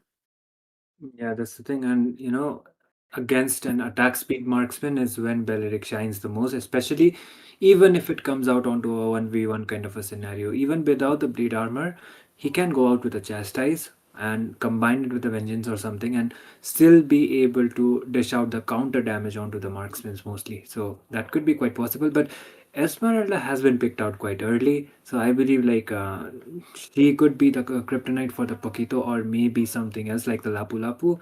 But Dyrot could be quite of an answer here. I did see a Dyrot onto the MSC previously. It was Team Falcon's PH who went out against the Esmeralda. So true damage could be quite crucial, but at the same time it depends upon their comfort as well, right? How well they will be able to adapt with the Dyrot is going to be the main question. So probably or probably not, they might not just go for it, and they still have the roam option. Could be the Belleric or could be the Ling. Even the Ling is actually open. They can go out with the jungler Ling.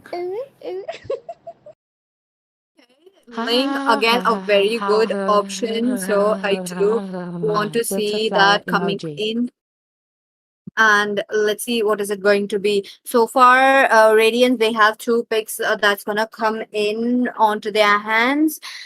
For a Atlas, I do believe Belleric could be a very good option right there. And we have been seeing, the carry Claude, Belleric, Atlas combo everywhere. So Radiance can go for that. But for the Esmeralda, though, picking up an Esmeralda so early on really closes down a lot, especially for your enemies, what they could pick up. And there you go, Itami. That is going to be a Belleric, but we will get a Claude +1 onto the marksman lane, but is it going to be a carry onto the other side? Could actually be the carry. Like considering they banned out the Matilda as well, they can go out with a utility jungle, but I believe like they could be going out with a jungle pick like the Ling as well. So they will definitely just take their times here. And other priorities could also be given out, even onto the mid lane. It could be quite possible they pick out the mid, but okay, that is going to be the carry. The thing is like the Belleric against the carry, the true damage is definitely going to be showing up. And even if he has the vengeance, 1v1, that would be quite tough for the carry, but excluding the Belleric is where the carry is still going to be able to shine. So regardless of the fact, how you decide to build her up is going to be one of the major priorities. And Radiance, what will they go out with next? The what do you call it? The EXP lane is still open for this side. Meanwhile, Con Esports are yet to decide the jungler as well as the mid laner. So they will ban out accordingly according to that. Let's see. Carry Claude, Atlas, Belleric. What else are we looking forward? Now, EXP for a Esmeralda. Maybe a Yuzhong could be a very good thing, but no. Talking about the bans very quickly, Lilia out of the way. There's going to be the Fredrin, the Fanny, the Guinevere. A lot of emphasis onto the jungle part, which is looking quite good. But at the same time, I do want to see what is it going to be onto the jungle now that a lot of fighter junglers have been taken off. So far, we will be getting Con Esports onto the pick side. They could actually commit to a Esme onto the jungle as well, but I don't think that's going to be a option. Let's just leave Esma towards the EXP and something like a Hayabusa also. Last game, Hayabusa had a very good time with the kills, with the gold, and with how the team was having a good chance. So that's kind of a thing that I am curious to see if Connie Sports can pull it off. But before that, if it's going to be a Hayabusa or not, let's wait and watch. For Radiance, a Harley comes in for the jungler. I do believe Oh, the Dairo. Harley, did the Harley get some buff? Because suddenly I'm seeing a boost. Nah, I think like Harley was already good, like onto the previous patch actually. But the thing is like the like I've already said it out onto the mid-season cup as well. They decided to go out with the Harley as well as the Dyrot, like I was mentioning, a true damage EXP laner against that Esmeralda, and he's like a kryptonite against Esme onto the early phases. So the shields could be eaten up by the Dyrot, and if he's able to win out onto the lanes, then definitely that would be advantageous for the side of your team. So they could take the advantage accordingly.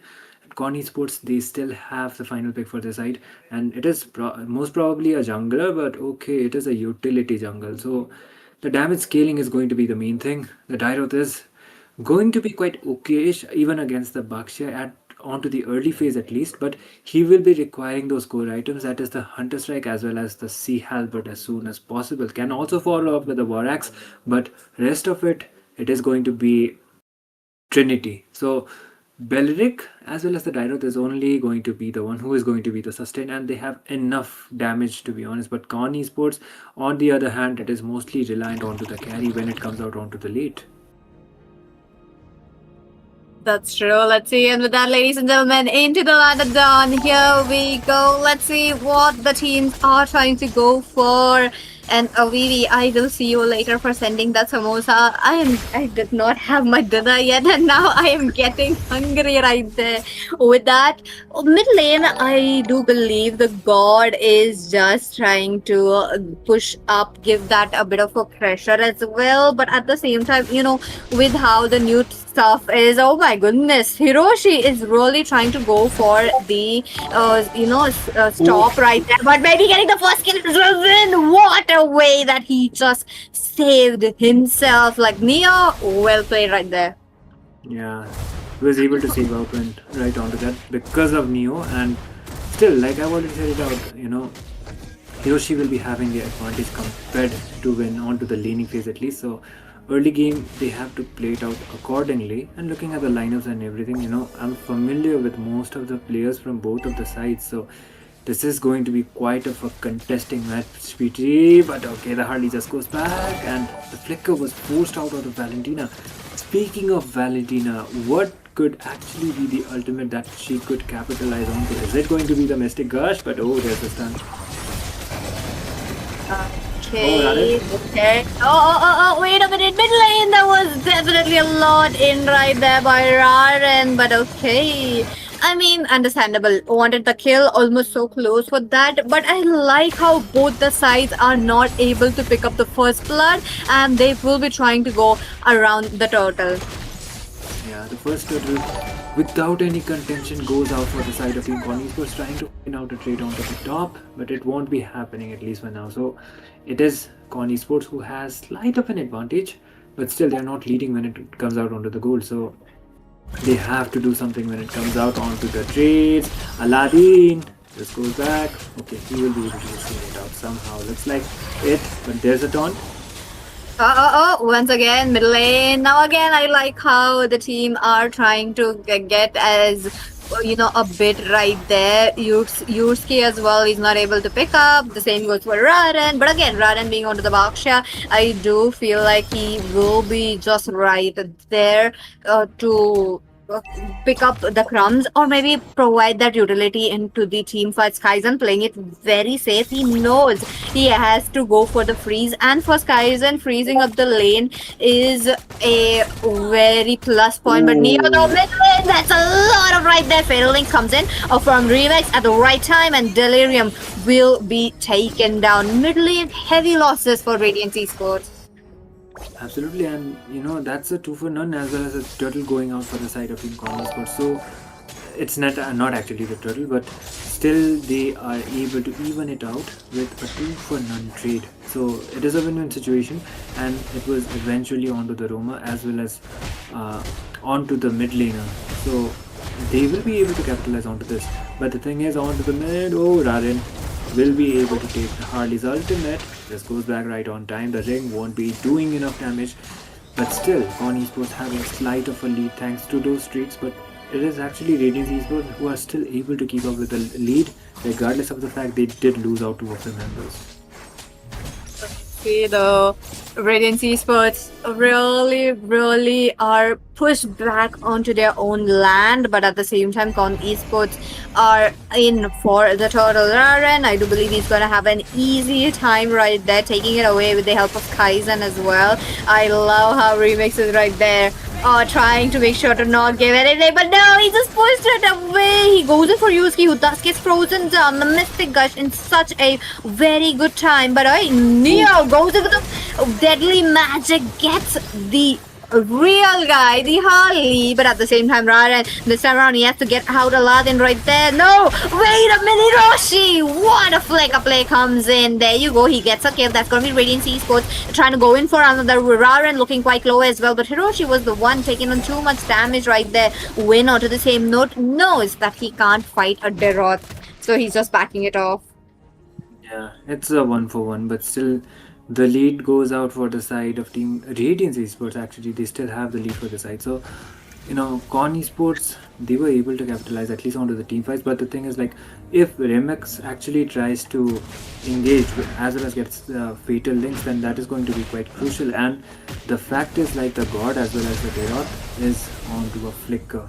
So if they actually caught up onto them, then that is going to be quite crucial. And the Claude is the only one who has the Purify.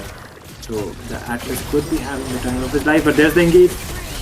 Oh, there's gonna be the Delirium taken down. Remix right there as well. Now again, time by time we are seeing Aladdin and Delirium taken down simultaneously, which is a sign right there for Radiance Esports to actually include the other members into the team fight as well. Yursky, love the confidence right there. He tried to go for a kill, but unfortunately the lack of gold, the lack of snowball really resulted in him not getting those kills, despite the Remix being such a low. Skyzen will be able to open the top lane.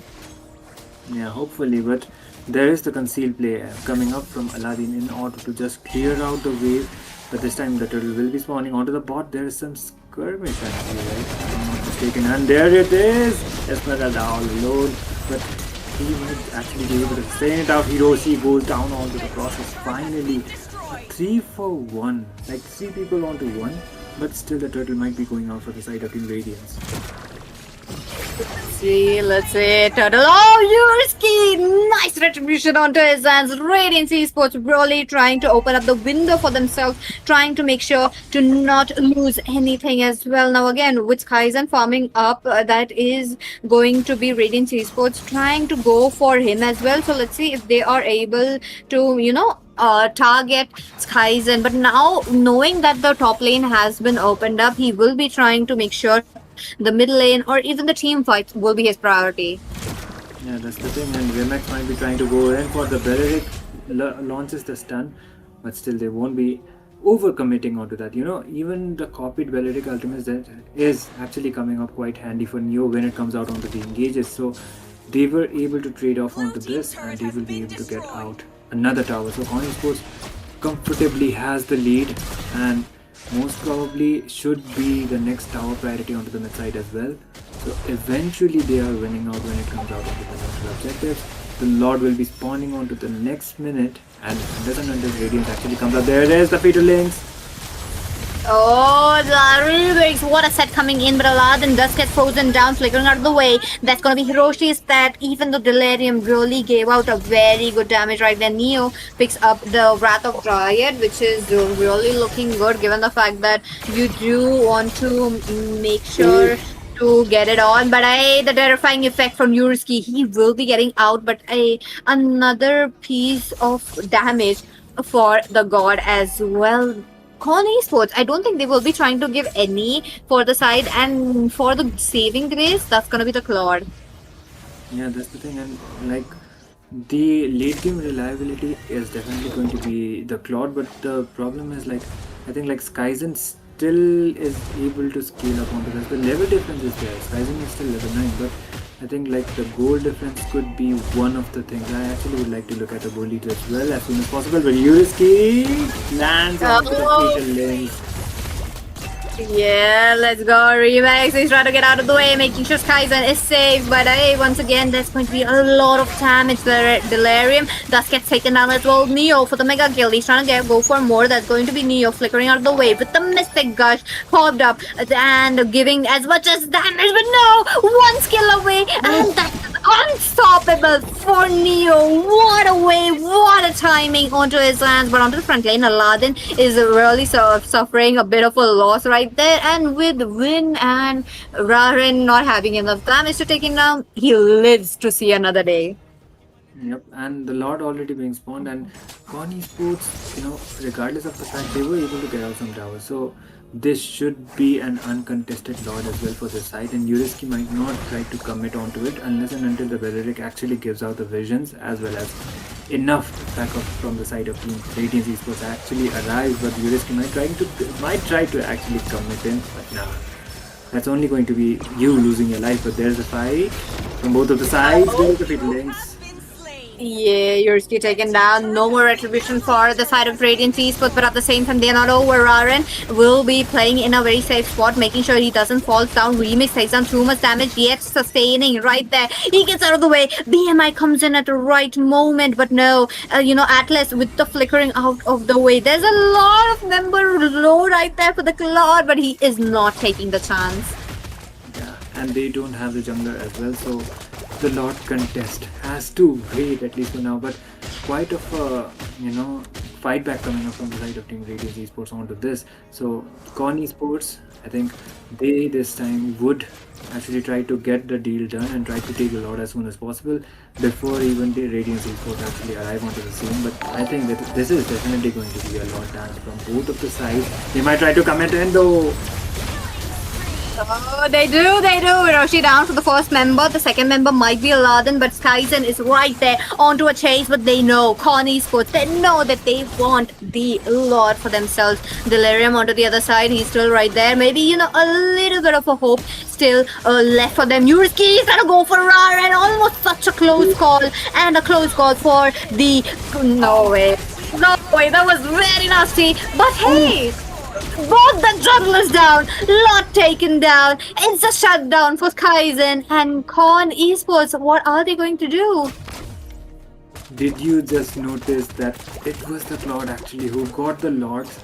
That was a steal. Rarin was taken down and the Blazing Duet was able to take down the Lord from the hands of Team Con Esports. So that will be buying enough time for the side of Team Radiance to actually use out a lot for the side and try to get at least few of the towers down to the process. So the Claude is going to be one of the crucial factors for the side of Team Radiance when it comes out onto the damage reliability.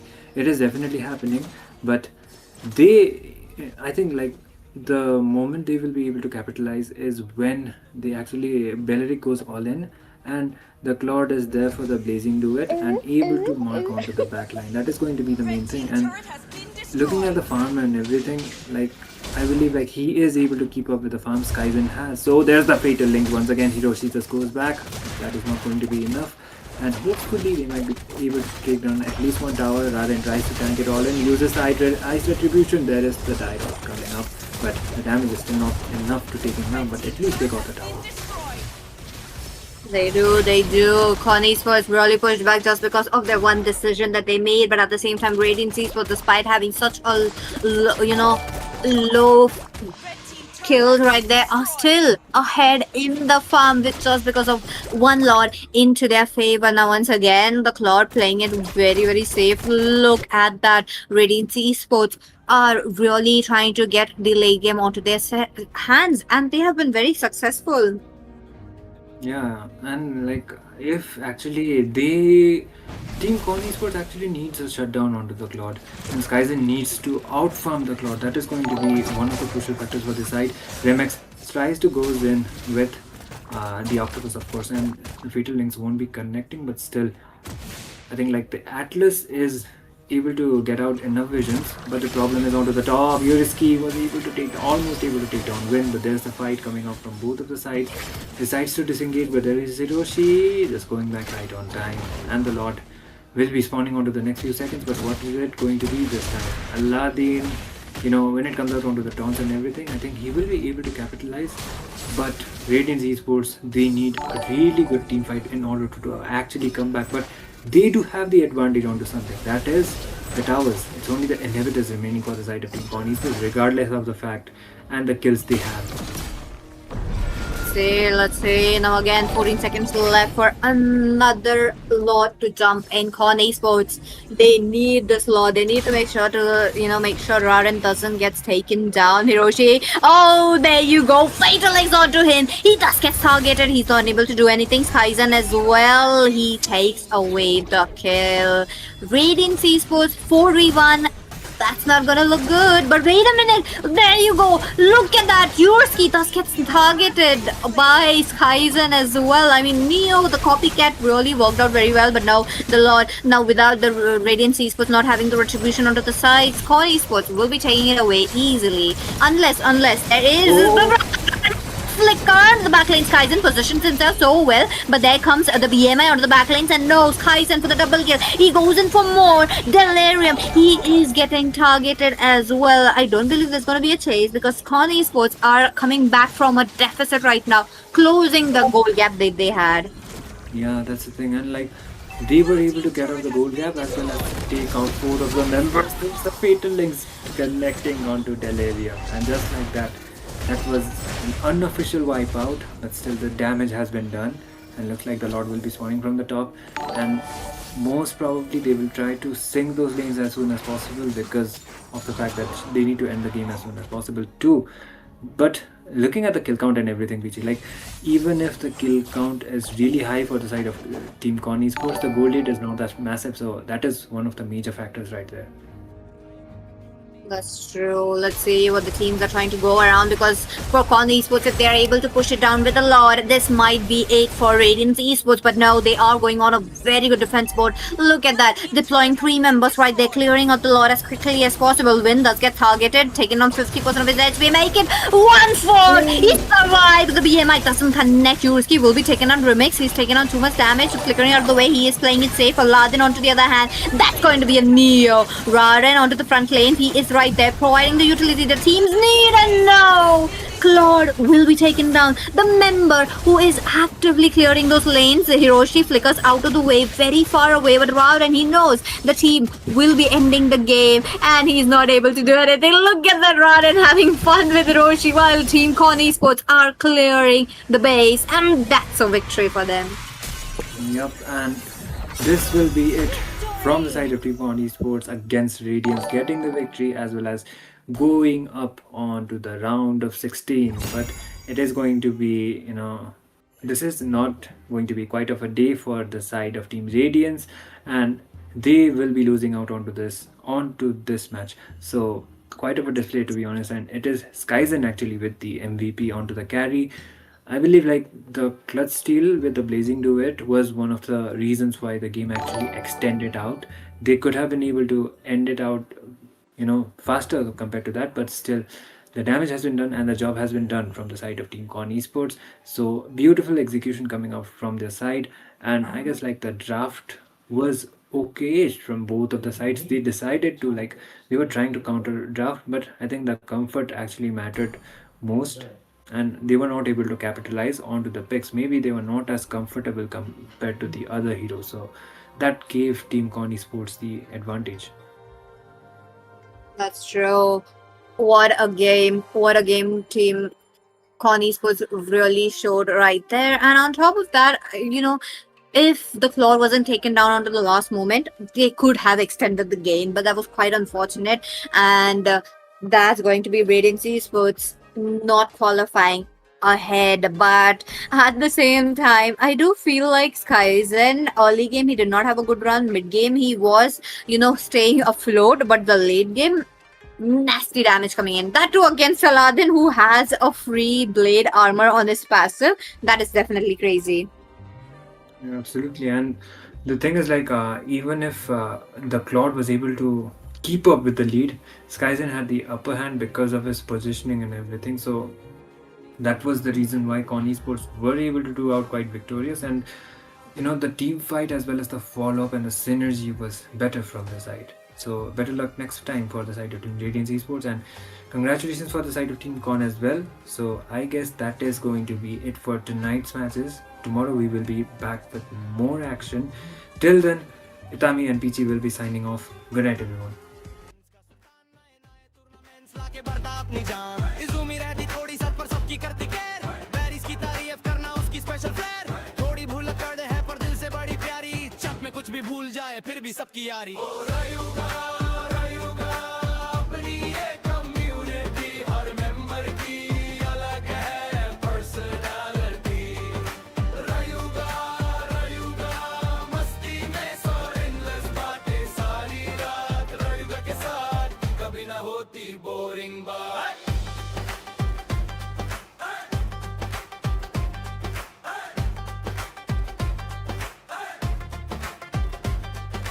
डरला का mood unpredictable सबको करे हैरान चट में आते ही शुरू हो जाता नया तूफान अभी भी सबको सपोर्ट करे सबकी बने दोस्त हर डिस्कशन में मिलता उसका पॉजिटिव पोस्ट कौश है काम का राजा सुबह से लेकर रात मेहनत करके रखता सब कुछ एकदम साथ हैप्पी करता फ्लर्टिंग जोक चैट में रहे एक्टिव सब उसको बोलते सिंपल बंदा है अट्रैक्टिव म्यूजिक को बस काम ही का मैनेजमेंट की क्वीन हर इवेंट को स्मूथ बनाए जैसे परफेक्ट मशीन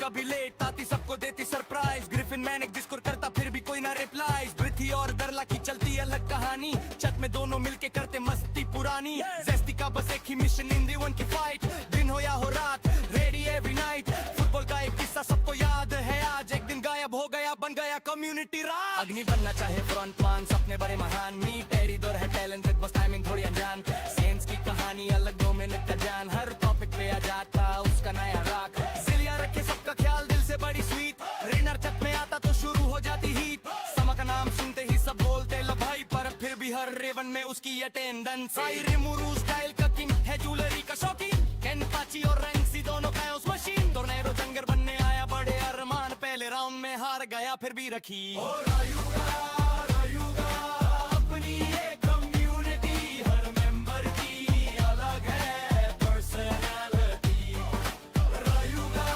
रायुगा मस्ती मीम्स और एंडलेस बातें सारी रात रायुगा के साथ कभी ना होती बोरिंग बात ये है रायुगा फैमिली अगर सबके रंग कभी हंसी कभी रोस्ट कभी गाने के संग जो भी आए यहाँ बन जाए अपना यार रायुगा कम्युनिटी रहे सदा तैयार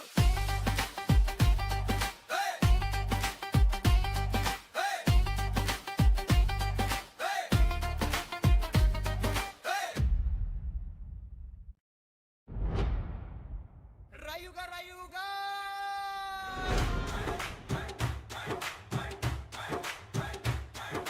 रायुगा कम्युनिटी सब आ जाओ साथ हंसी मजाक मस्ती और दोस्ती की बात सनी रूल इजुमी सबका अलग अंदाज रायुगा के मेंबर्स है एकदम खास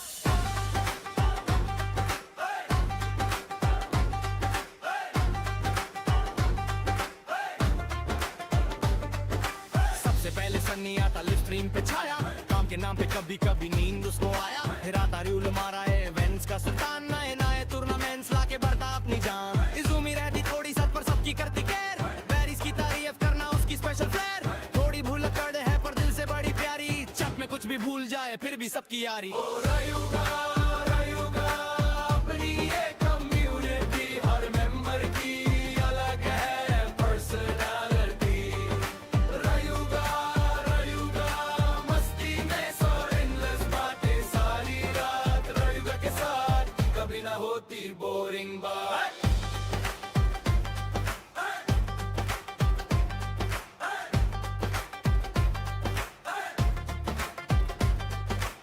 डरला का मूड अनप्रेडिक्टेबल सबको करे हैरान चट में आते ही शुरू हो जाता नया तूफान अभी भी सबको सपोर्ट करे सबकी बने दोस्त हर डिस्कशन में मिलता उसका पॉजिटिव पोस्ट कौशल है काम का राजा सुबह से लेकर रात मेहनत करके रखता सब कुछ एकदम साथ हैप्पी करता फ्लर्टिंग जोक चट में रहे एक्टिव सब उसको बोलते सिंपल बंदा है अट्रैक्टिव म्यूजिक को बस काम ही का मैनेजमेंट की क्वीन हर इवेंट को स्मूथ बनाए जैसे परफेक्ट मशीन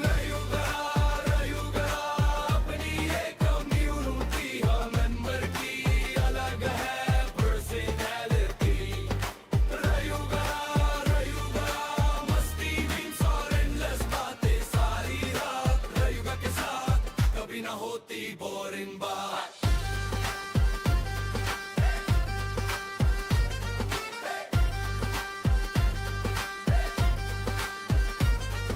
सॉन्ग कभी लेट आती सबको देती सरप्राइज ग्रिफिन मैनेज डिस्कोर करता फिर भी कोई ना रिप्लाई पृथ्वी और दरला की चलती अलग कहानी छत में दोनों मिलके करते मस्ती पुरानी जेस्टी का बस एक ही मिशन इन वन की फाइट दिन हो या हो रात रेडी एवरी नाइट फुटबॉल का एक किस्सा सबको याद है आज एक दिन गायब हो गया बन गया कम्युनिटी राज अग्नि बनना चाहे फ्रंटमैन सपने बड़े महान मी टेरी दौर है टैलेंटेड बस टाइमिंग थोड़ी अनजान सेंस की कहानी अलग 2 मिनट का जान हर टॉपिक पे आ जाता उसका नया राग सिलिया रखे सबका ख्याल दिल से बड़ी स्वीट रेनर छत में आता तो शुरू हो जाती हीट समा का नाम सुनते ही सब बोलते लो भाई पर फिर भी हर रेवन में उसकी अटेंडेंस मुरू स्टाइल का किंग है ज्वेलरी का शौकीन कैन पाची और रैंक्सी दोनों का उस मशीन टोर्नेडो जंगर बनने आया बड़े अरमान पहले राउंड में हार गया फिर भी रखी रायुगा अपनी एक कम्युनिटी हर मेंबर की अलग है पर्सनालिटी रायुगा मस्ती मीम्स और एंडलेस बातें सारी रात रायुगा के साथ कभी ना होती बोरिंग बात ये है रायुगा फैमिली अगर सबके रंग कभी हंसी कभी रोस्ट कभी गाने के संग जो भी आए यहाँ बन जाए अपना यार रायुगा कम्युनिटी रहे सदा तैयार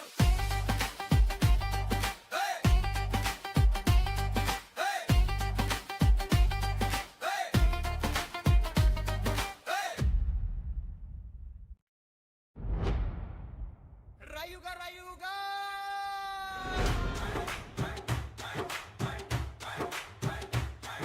रायुगा कम्युनिटी सब आ जाओ साथ हंसी मजाक मस्ती और दोस्ती की बात सनी रूल इजुमी सबका अलग अंदाज रायुगा के मेंबर्स है एकदम खास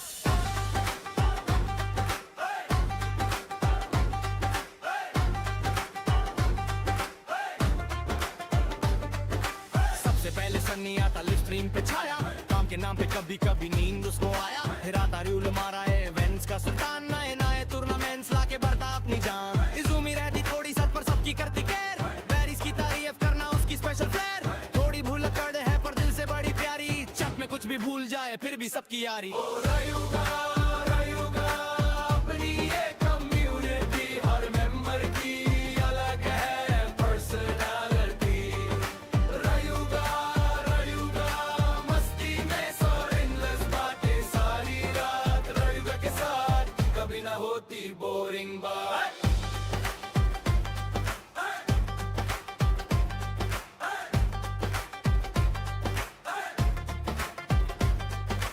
डरला का मूड अनप्रेडिक्टेबल सबको करे हैरान चट में आते ही शुरू हो जाता नया तूफान अभी भी सबको सपोर्ट करे सबकी बने दोस्त हर डिस्कशन में मिलता उसका पॉजिटिव पोस्ट कौशल है काम का राजा सुबह से लेकर रात मेहनत करके रखता सब कुछ एकदम साथ हैप्पी करता फ्लर्टिंग जोक चट में रहे एक्टिव सब उसको बोलते सिंपल बंदा है अट्रैक्टिव म्यूजिक को बस काम ही का मैनेजमेंट की क्वीन हर इवेंट को स्मूथ बनाए जैसे